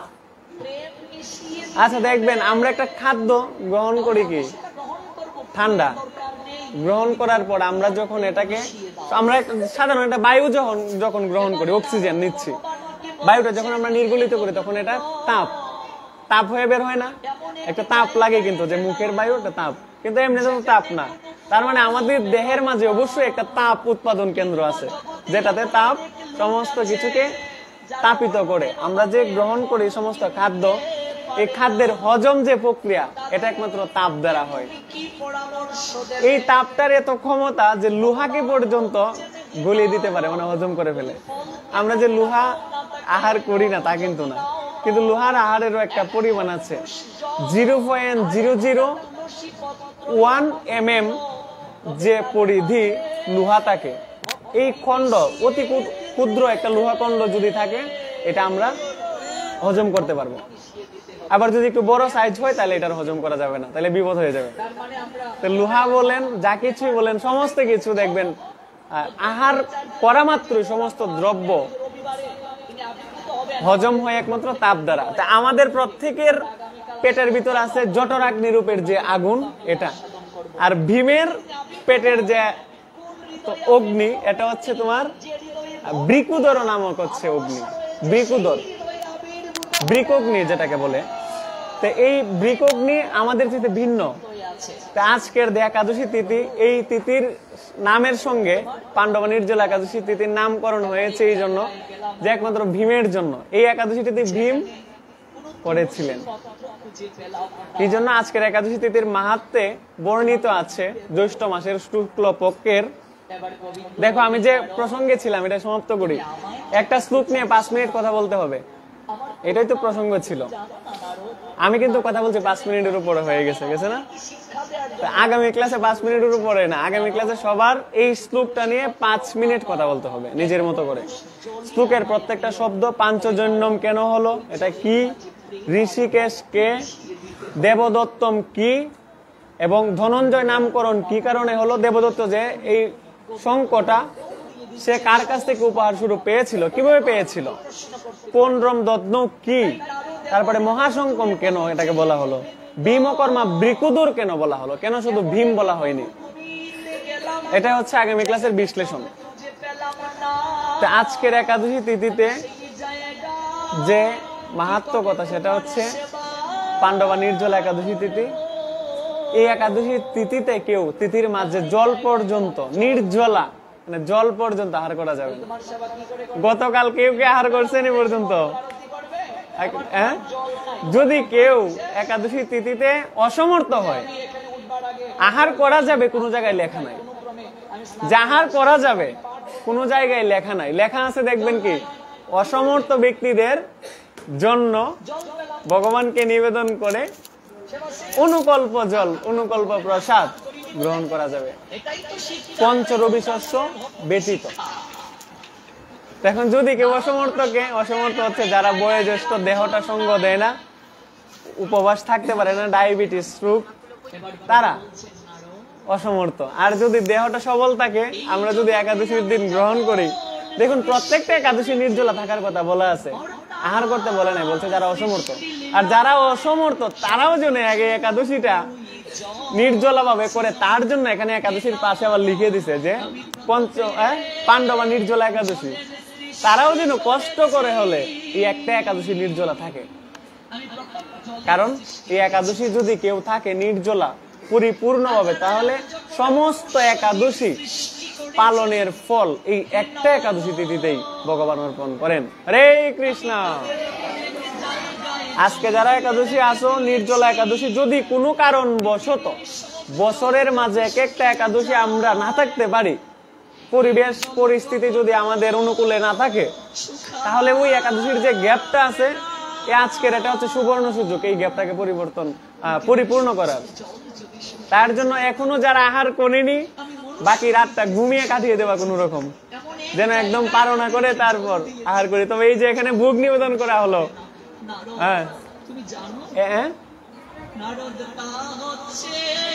হবে না কেন? সর্ব উৎকৃষ্ট হচ্ছে একাদশীর আকার, আগের দিন এক বেলা আহার, নিরামিষ বলতে কোনো শব্দ নেই, সেটা হচ্ছে মূলত সাত্বিক আহার, গীতায় ভগবান বলছেন। তো সাত্বিক আহার আগের দিন এক বেলা, পরের দিন নির্জলা একাদশী, মানে 12টার পর থেকে আর কিছু আহার করা যাবে না, একদম পারনার ভোগ নিবেদন করে ভগবানকে। তারপরে একাদশী তিথিতে সারা দিন রাত ভগবানের নাম গুণকীর্তন নিয়ে থাকতে হবে, কাজ করলেও মুখে যেন নাম আসে। আর একাদশীর একদম থাকা অবস্থায় রাত্রি জাগরণ করতে হবে। আর রাত্রি জাগরণ শুধু জেগে থাকলেই হবে না, জাগরণ করতে হবে ভগবানের নাম গুণকীর্তন করতে করতে। ভগবানের নাম গুণকীর্তন করে করে রাত্রি জাগরণ করে, পরের দিন পালনা করে, তারপরে এক বেলা আহার, তাও সাত্বিক আহার। এটা হচ্ছে একাদশীর আকার সর্ব উৎকৃষ্ট ধাপ। তারপরে ক্রমান্বয়ে অনেকগুলো ধাপ আছে, যে 3 বেলা আহার, সাত্বিক আহার, 3 বেলা আহার করে একাদশীর দিন একদম নির্জলা, তারপর রাত্রি জাগরণ করতে হবে, তারপরে পরের দিন আবার আহার করা যাবে 3 বেলা। এটাও যদি করতে কেউ অসমর্থ হয়, তাহলে একাদশীর দিন নির্জলা একাদশী, রাত্রি জাগরণ যদি কেউ অসমর্থ হয়, তাহলে রাত্রি যদি শরীরটা সঙ্গ না দেয়, রাত্রি জাগরণ না করলেন, তারপরে পরের দিন 3 বেলা আহার। যদি রাত্রি জাগরণ করা তো অসমর্থ হবেই, যদি কেউ আহার করাও অসমর্থ, মানে তাকে আহার করতে হবে, যেমন যারা ডায়াবেটিসের রোগী, তারা যদি উপবাস থাকে নির্জলা, তাহলে ডায়াবেটিস নীল হয়ে যায়, মানে তার জন্য মৃত্যু তার জন্য ডেকে নিয়ে আসে। যদি এমন কেউ থাকে যে দেহ সঙ্গ দেয় না, বয়স 80-র উপরে হয়ে গেছে বা 60-এর উপরে হয়ে গেছে, তাহলে সে একাদশীতে ফল পঞ্চরবি শস্য ব্যতীত আহার করতে পারবে। এটা হচ্ছে সর্বনিম্ন স্তরের যেটা। তবে পঞ্চরবি শস্য গ্রহণ করে যে একাদশী, এটা করা যাবে না, এটার কোন স্তর নেই, শাস্ত্রে নেই। যদি কেউ করে, গুরু বাক্য যদি কেউ পালন করে, গুরুদেব যদি বলে, তাহলে সে তারটা সে পালন করলো, তবে শাস্ত্রে এরকম কোনো লেখা নেই। গুরু আজ্ঞা যদি সে পালন করে, সে পালন করলো, এটা হচ্ছে সর্ব উৎকৃষ্ট। তো তখন যেটা প্রসঙ্গে ছিল আজকের একাদশী, পাণ্ডবা নির্জলা একাদশী। পাণ্ডব রাজার পুত্র হচ্ছেন কে? বৃকোদর ভীম। যখন মহারাজ যুধিষ্ঠির ভগবান শ্রীকৃষ্ণকে জিজ্ঞেস করলেন যে জ্যৈষ্ঠ মাসের শুক্লপক্ষের যে একাদশী, এই তিথির মাহাত্ম্য কি, এটা কিভাবে পালন করতে হবে আমাকে বলুন, তখন ভগবান শ্রীকৃষ্ণ বললেন যে এই তিথির মাহাত্ম্য মহর্ষি ব্যাসদেব অত্যন্ত সুন্দরভাবে জানেন। তখন ব্যাসদেবের কাছে গিয়ে যখন বললেন যুধিষ্ঠির, তখন বললেন যে অন্যান্য একাদশীর চাইতে এই একাদশীটা অত্যন্ত মাহাত্ম্যপূর্ণ, প্রত্যেকটা একাদশী নির্জলা করতে হবে। তখন ভীম কি করলেন? পাশ থেকে জবাব দিচ্ছেন যে কি বলছেন মহর্ষি, আমি তো প্রত্যেকটা একাদশী কেন, আমি তো একটা একাদশী নির্জলা তো দূরের কথা, এক বেলা আহার বর্জন করে যে থাকবো, আমি তো এইটুকু ক্ষমতা আমার নেই। মানে 3 বেলা আহার করি তো আমরা, এই 3 বেলা আহারের মাঝে ভীম বলতেন যে মহর্ষি ব্যাসদেবকে যে নির্জলা তো দূরের কথা, আমি যে এক বেলা আহার বর্জন করে থাকবো, আহার না করে থাকবো, এটাই আমার দ্বারা সম্ভব হয় না। কৃপা করে আমাকে আপনি অন্য কোনো উপায় বলুন একাদশী থাকার, তাইলে আমি যেন আহার করে থাকতে পারি। তখন বলছেন না, এরকম কোনো সুযোগ নাই। তবে একটা সুযোগ আছে, যে বছরে একটা একাদশী যদি কেউ নির্জলা পরিপূর্ণভাবে পালন করে, তাহলে তার বাকি একাদশী পালন নাও করতে যদি সে অসমর্থ হয়, তাহলে তার সমস্ত এই যে অপূর্ণ থাকলো বাকি একাদশী গুলো, সেগুলো তার পূরণ হয়ে যাবে। এখন অনেকেই মনে প্রশ্ন জাগতে পারে যে আমি বাকি বছর একাদশী করব না, আমি একটা একাদশী করে নিব। এখন দেখুন মা, আমরা যে একাদশী করি, জন্মের পর থেকে একাদশী করি।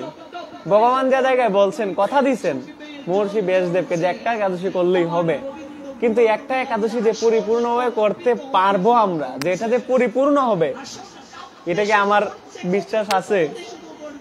হ্যাঁ, আমি দিনের মাঝে একটা পাপ কাজ করে বসতে পারি, ভগবানের চিন্তন থেকে একটু দূরে থেকে যেতে পারি।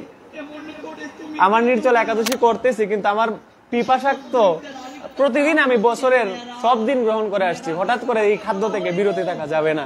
দেখবেন একটা খাবার দেখলেই মনে হবে যদি খেতে পারতাম।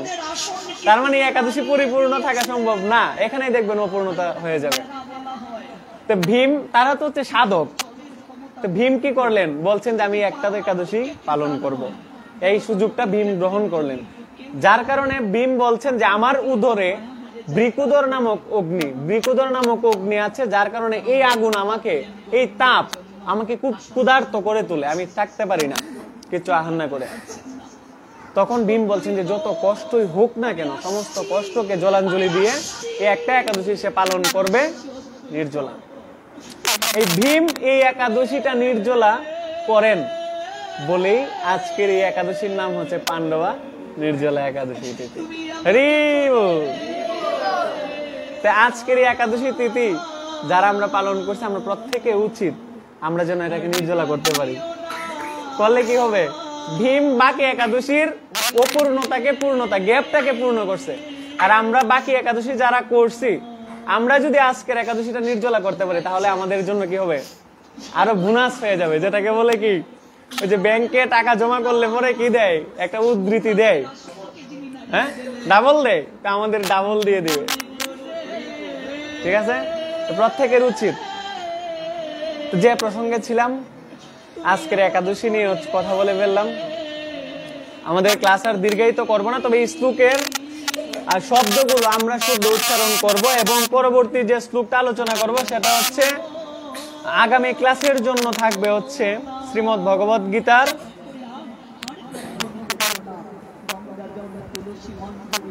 21 নং শ্লোকটা থাকবে।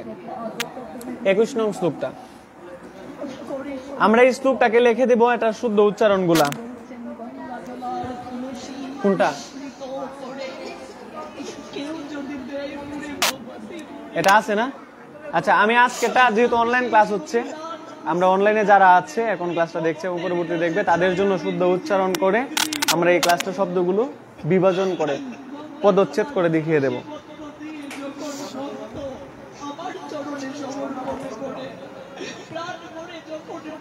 তুমি একটু দিকে চেপে যাও।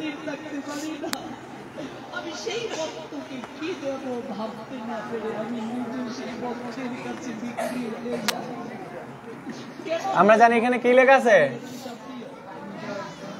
পাঞ্চজন্যম লেখা আছে। কিভাবে?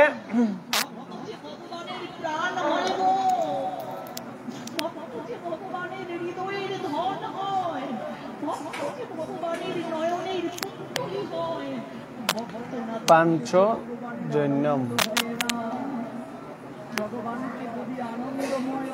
এটা লেখা আছে কি পাঞ্চজন্যং না? আমরা যখন উচ্চারণ করব তখন এটা হবে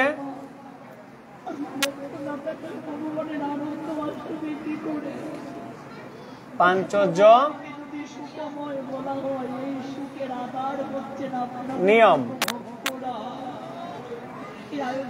পাঞ্চজনিয়ম কি জন্য হবে? দেখো, আমরা জানি সংস্কৃতে যখন নিয় থাকবে, নিয় হবে ইয়, উচ্চারণ কি হবে? ইয়, ইয়র মতো হবে। তারপরে বর্গীয় জ উচ্চারণ হবে। আর যদি এখানে দেখো লেখা আছে কি জফলা, জফলা, এবং যদি 29 জ থাকে তাহলে উচ্চারণ হবে ইয়। আমরা অনেকেই উচ্চারণ করি কি ইয়াধা, ইয়াদাহি ধর্মস্য, নাকি? কিন্তু এখানে লেখা আছে কি যদা, যদাহি ধর্মস্য। তো যখন কেউ প্রশ্ন করে যে ইয়াধা ইয়াদা কেন বলা হলো, অনেকেই প্রশ্ন করে, প্রশ্নের কোনো উত্তর অনেকে দিতে পারে না, তখন এইটাই উত্তর যে আমাদের সংস্কৃত শব্দের উচ্চারণগুলো বাংলা ব্যাকরণের মতো হয় না, একটু ভিন্ন হয়। 29তীয় জ উচ্চারণ সংস্কৃত শ্লোকে উচ্চারণ হবে ইয়াধা ইয়াধা, 29তীয় জ ইয়র মতো করে উচ্চারণ হবে। আর জফলা হচ্ছে কি ব্যঞ্জন বর্ণের কি স্বরধ্বনি, যেটাকে বলা হয় আমরা কি জানি ফলা, এটাকে বলা কি জ ফলা, 29তীয় জোর সংক্ষিপ্ত উচ্চ ফলা, জ ফলা থাকলেও ইয় হবে। এখানে লেখা আছে জফলা, যার কারণে ইয়টা হচ্ছে মূলত দেখো রস্য ইকারের আমরা যখন কারে পরিণত করব তখন এটা কি হবে,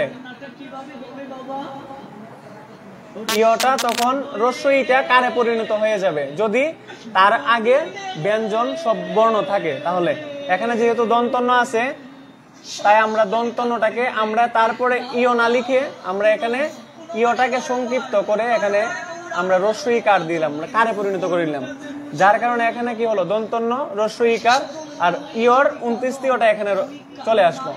আর যদি কোনো শব্দের শেষে অনুস্বার থাকে তাহলে এটা কি উচ্চারণ হবে ম। এখানে যেহেতু পাঞ্চজন্যম লেখা আছে সেহেতু এখানে আমরা কি জানি শেষে ম উচ্চারণ হবে, আর ময়ের নিচে একটা টান হবে, টানটা কি টানটা হচ্ছে হসন্ত। হসন্ত এই জন্য যে প্রত্যেকটা ব্যঞ্জন ধ্বনির সঙ্গে অ উচ্চারণ হয়, স্বরধ্বনি অ উচ্চারণ হয়। যেমন কলম ক ল ম, যেমন কর পরে একটা অ আসছে, তারপরে লর পরে একটা অ আসছে না, তারপর ম উচ্চারণ করলে এটার পরে একটা অ আসছে ম। তো এখান থেকে যখন আমরা এটাকে যখন আমরা ম লিখবো তখন তার নিচে একটা টান দিয়ে দেবো হসন্ত, তার মানে হসন্ত দেখা হচ্ছে এখান থেকে অটা লুপ পাবে। যেমন পাঞ্চজনিয়ম, এখানে পাঞ্চজনিয়ম বলতে হবে, ম বলে থেকে থেমে যেতে হবে। আর যখন আমরা হসন্ত থাকবে না তখন উচ্চারণ কি হবে, তখন হবে পাঞ্চজনিয়ম, পাঞ্চজনিয়ম, পাঞ্চজনিয়ম ম, ম উচ্চারণ করার সঙ্গে ও আসে। আর যখন হসন্ত থাকবে তখন পাঞ্চজনিয়ম, পাঞ্চজনিয়ম। এটাকে পাঞ্চজন্যং বলা যাবে না, এটাকে বলতে হবে পাঞ্চজনিয়ম। তার পরবর্তী যে শব্দ সেটা হচ্ছে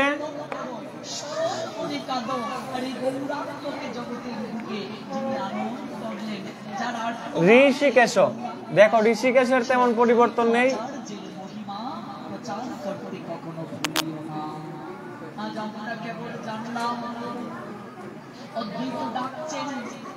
ঋষিকেশ, ঠিক আছে। আমরা জানি কি যদি শব্দের শেষে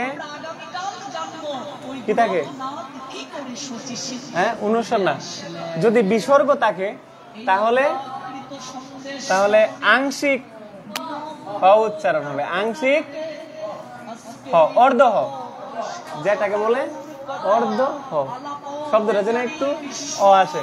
যেমন ঋষিকেশ, ঋষিকেশ, ঋষিকেশ। আমরা এটার এতটুকুই পরিবর্তন। তারপরে হচ্ছে কি দেব, দেবদত্তম। আচ্ছা দাঁড়ান,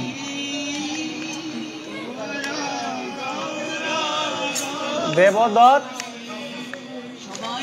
দেবদত্তং। আমরা জানি কি এখানে লেখা দেব দত্তং, দেবদত্তং, কিন্তু সংস্কৃতে উচ্চারণ হবে কি হয় দেওয়া, দেওয়া দত্তম। এখানে দেখো ব যদি মাঝখানে থাকে, সংস্কৃত উচ্চারণে যদি ব থাকে মাঝখানে শব্দের মাঝে, তাহলে এটা উয়ার মতো করে উচ্চারণ হবে, ব ইকুয়াল টু উয়া।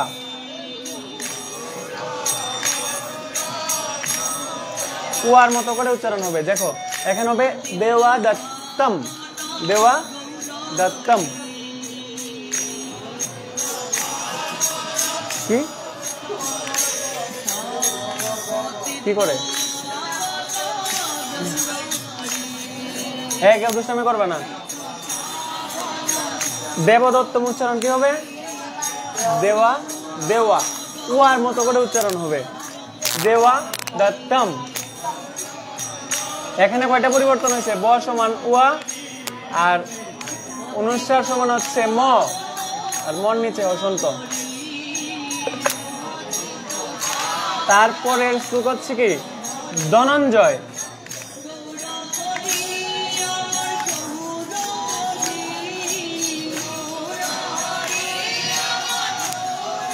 ধনঞ্জয়, দেখো আমরা ধনঞ্জয় যে পরিবর্তনটা সেটা হচ্ছে এখানে আরেকটা দন্তন্য উচ্চারণ হবে ধনন। আমরা জানি ইয় সমান কি নিয় সমান, নিয় সমান হবে দন্তন্য।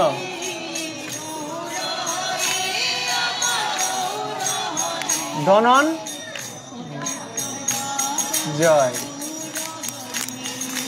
যখন সংস্কৃত শব্দ থাকবে গীতার মাঝে, সংযুক্ত যেটাকে বলে, সংযুক্ত শব্দ যেটা থাকবে সেটাকে সব সময় বিশ্লেষণ করে বা ভেঙে উচ্চারণ করতে হবে।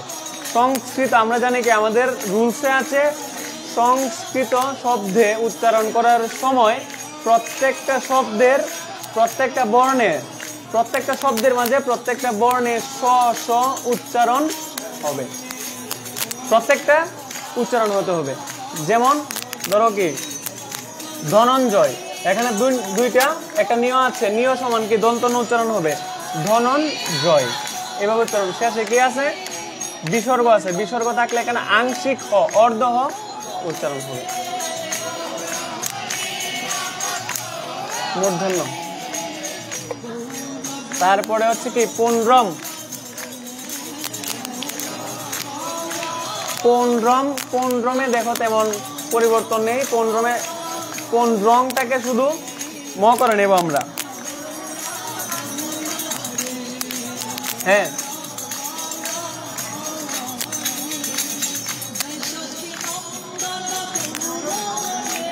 কোন রং কি হবে?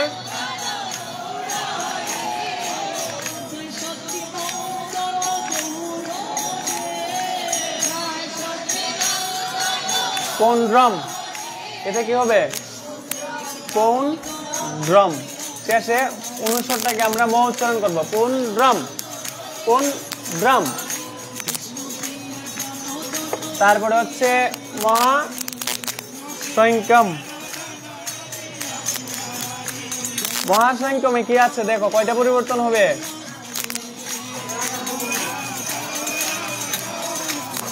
দত্ন আছে না?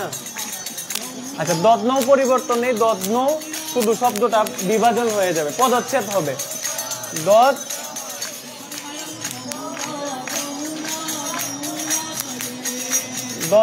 দত্নটা শুধু হবে দ, তারপরে হবে দ, তারপরে হবে হচ্ছে দত্ন, এভাবে উচ্চারণ হবে। আর এখানে দর নিচে হসন্ত নাকি দদ নৌ, এভাবে উচ্চারণ হবে দদ নৌ। আমরা জানি কি এটা শব্দ বিভাজন পদচ্ছেদ হয়ে যাবে। তারপর হচ্ছে মহা সংখ্যম।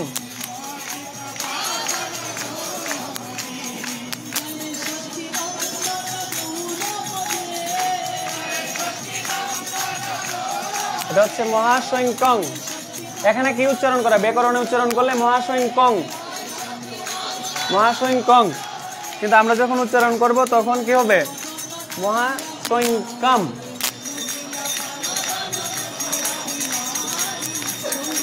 মহা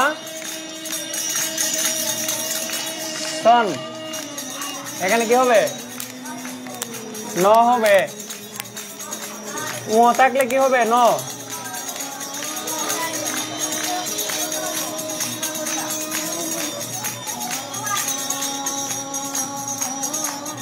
কোনটা?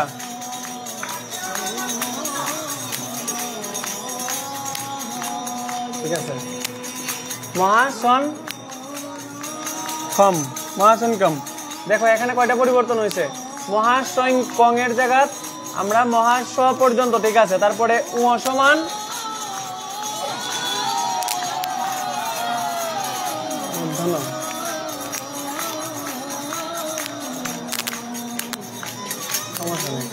তারপরে হচ্ছে ছটা আলাদা হয়ে যাবে। কটা আলাদা বলতে হবে কি হবে, এখানে নিয় উচ্চারণ করার সময় যেন অ না আসে। সন, মহা সন, সন, সনও বলা যাবে না। যদি আমরা অসন্ত কেটে দিই তাহলে কি হবে, সন, মহাসন, এখানে ও বলা যাবে না। তার জন্য আমরা অসন্ত দিয়ে কি করব, প্রত্যেকটা শব্দের গীতায় যে অসন্ত আছে এই হসন্তর উচ্চারণ আছে, আমরা অনেকেই জানি না।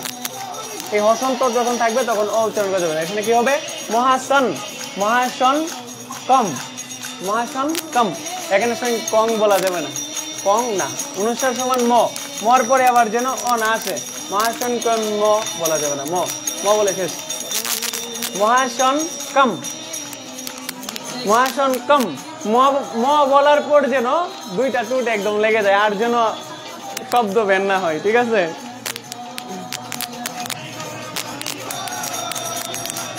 তার পরবর্তী যেটা ভীমকর্মা, ভীমকর্মা যেভাবে সেভাবে থাকবে। বিকুদরে পরিবর্তন হচ্ছে কি, শেষে বিসর্গ আছে, এখানে অর্ধ উচ্চারণ হবে। কলমের থাক আছে না,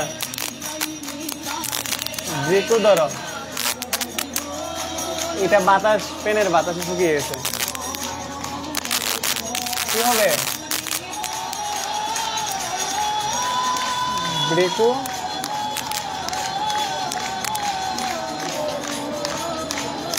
দর হ,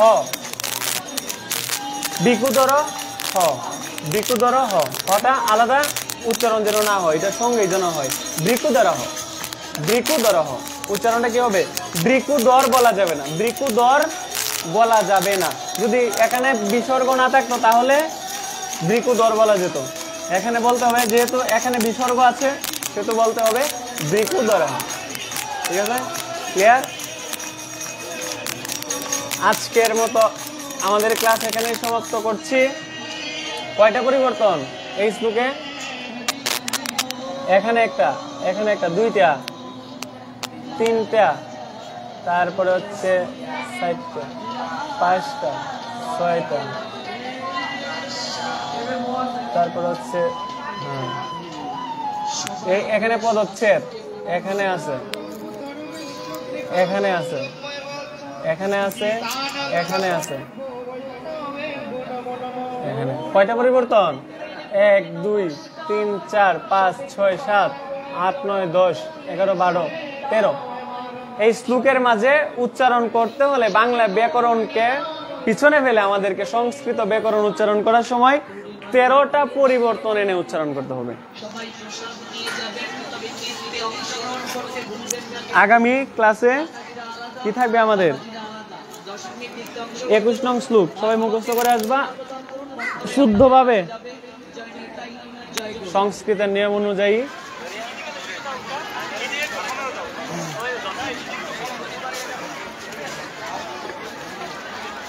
আজকের মতো আমাদের ক্লাস এখানেই সমাপন করছি। তো সবাই চলো, আমাদের যেহেতু গীতার সম্পর্কে আলোচনা হয়েছে আমরা এখন 18টি নাম বলে সমাপন করে দিই।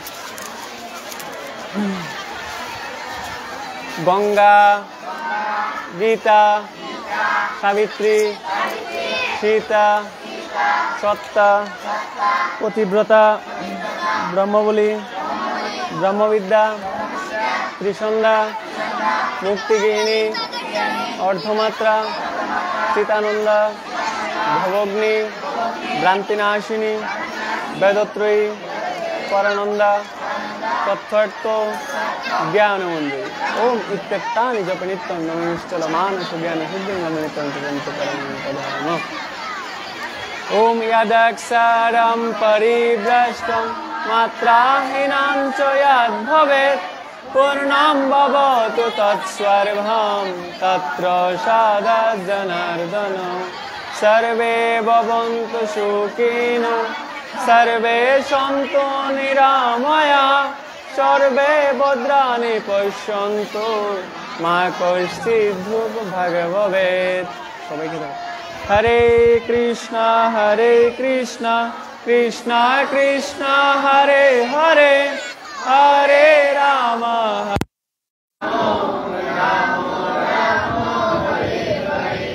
হরে কৃষ্ণ কৃষ্ণ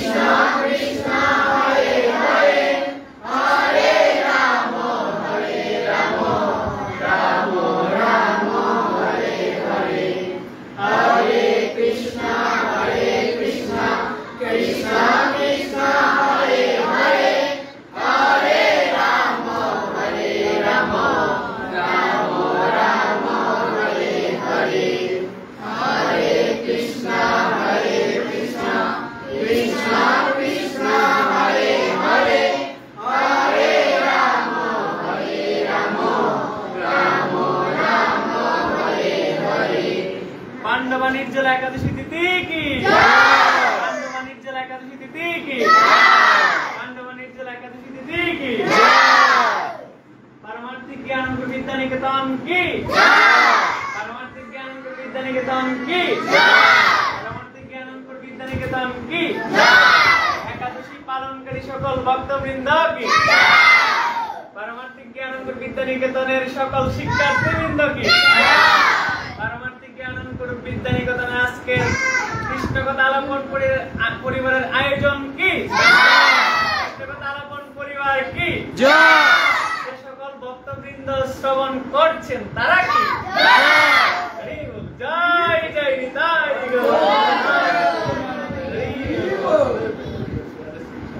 জয় চৈতন্য।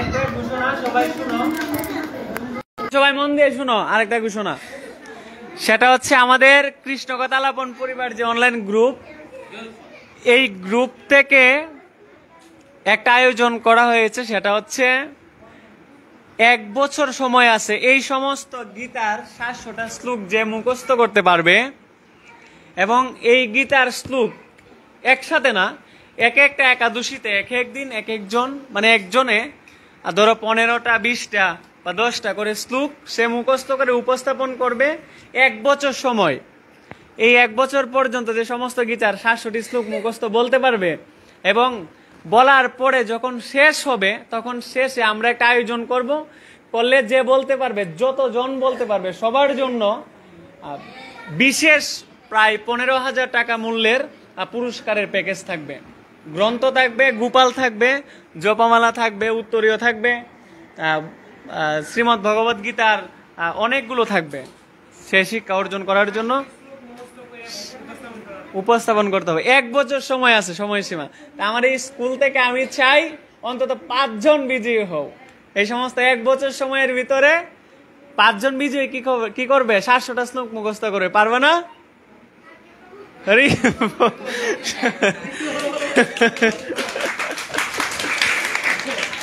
সবার জন্য অনেক অনেক শুভকামনা রইল। আর যে কেউ বাংলাদেশের যে কোনো জায়গা থেকে এবং বিভিন্ন দেশ থেকে যে কেউ এই 700টি শ্লোক যদি 1 বছরের ভিতরে উপস্থাপন করতে পারে মুখস্থ করে, না দেখে, তাহলে তার জন্য বিশেষ পুরস্কার থাকবে এবং তার জন্য একটা সার্টিফিকেট থাকবে। অন্যান্য ধর্মাবলম্বী যারা, তারা দেখবা বিভিন্ন ধর্মগ্রন্থ কুরআন শরীফ যদি মুখস্থ করে তাদেরকে বিভিন্ন পুরস্কার দেওয়া হয়। বিভিন্ন দেশে তাদের জন্য আয়োজন থাকে, কিন্তু আমাদের দেশে এরকম পরিবেশ নাই। কিন্তু আমাদের কৃষ্ণকথা আলাপন পরিবার গ্রুপটি এই দিকে একটা পদক্ষেপ গ্রহণ করছে, যেন তারা যেন এই শিক্ষাটাকে গ্রহণ করতে পারে। বেয়াদব, এই শিক্ষাটাকে যেন সবাই গ্রহণ করতে পারে। ঠিক আছে, সবাই মুখস্থ করার চেষ্টা করবা। এই আয়োজন বাংলাদেশে নেই, আমরা কৃষ্ণকথা আলাপন পরিবার শুরু করছি, তাই এটাকে সবাই চেষ্টা করবা মুখস্থ করার। ঠিক আছে, একবারে না, তুমি আগামী একাদশীতে 10টা বলো, এরপরের একাদশীতে 30টা বলো, এরপরের একাদশীতে আবার 5টা বলো, সমস্যা নেই। মুখস্থ করে করে বলতে হবে, 700টা হবে। তারপরে আমরা রাহুল প্রভু সহ আমরা বছর শেষে একটা আয়োজন করে আমরা বিশেষভাবে এখানে গার্জিয়ানদেরকে নিয়ে আমরা পুরস্কার এবং গার্জিয়ানদেরকেও একটা সম্মাননা পুরস্কার দেওয়া হবে, যাদের সন্তানকে এইরকম জ্ঞান অর্জন করাতে সহযোগিতা করবেন। না, পরবর্তীতে যে আয়োজনটা করা হবে সেখানে 700 শ্লোক বলতে হবে না, সেখানে কয়েকজন বিচারক থাকবেন, এমনকি প্রসিদ্ধ বিচারক, বিভিন্ন গৌরীয় মঠের এবং বাংলাদেশের সনাতন ধর্মের প্রচার এবং প্রসারতায় যারা জ্ঞানী তারা সেখানে বিচারক থাকবেন। তারা ধরল 12তম গীতার অধ্যায়ের 14 নং শ্লোক কি, ঠিক আছে, যেমন দ্বাদশ অধ্যায় থেকে তুমি 6 নং শ্লোক কি, শ্লোকটা তখন বলবা কি, তখন 6 নং যে শ্লোক আছে এটা বললেই হবে। ঠিক আছে, সমস্ত গীতার শ্লোক একসঙ্গে তখন বলতে হবে না, তখন কয়েকটা প্রশ্ন করা হবে যে এততম অধ্যায়ের এততম শ্লোকটা কি, তখন তুমি কয়েক 4-5টা প্রশ্ন করা হবে, তখন এই শ্লোক সম্পর্কে বলে দিলা, তাহলেই সে বিজয়ী। তো সবার জন্য অনেক অনেক শুভকামনা রেখে আজকের মতো আয়োজন এখানে শেষ করছি। সবার জন্য শুভকামনা রইল। হরে কৃষ্ণা, হরি বল। দাও।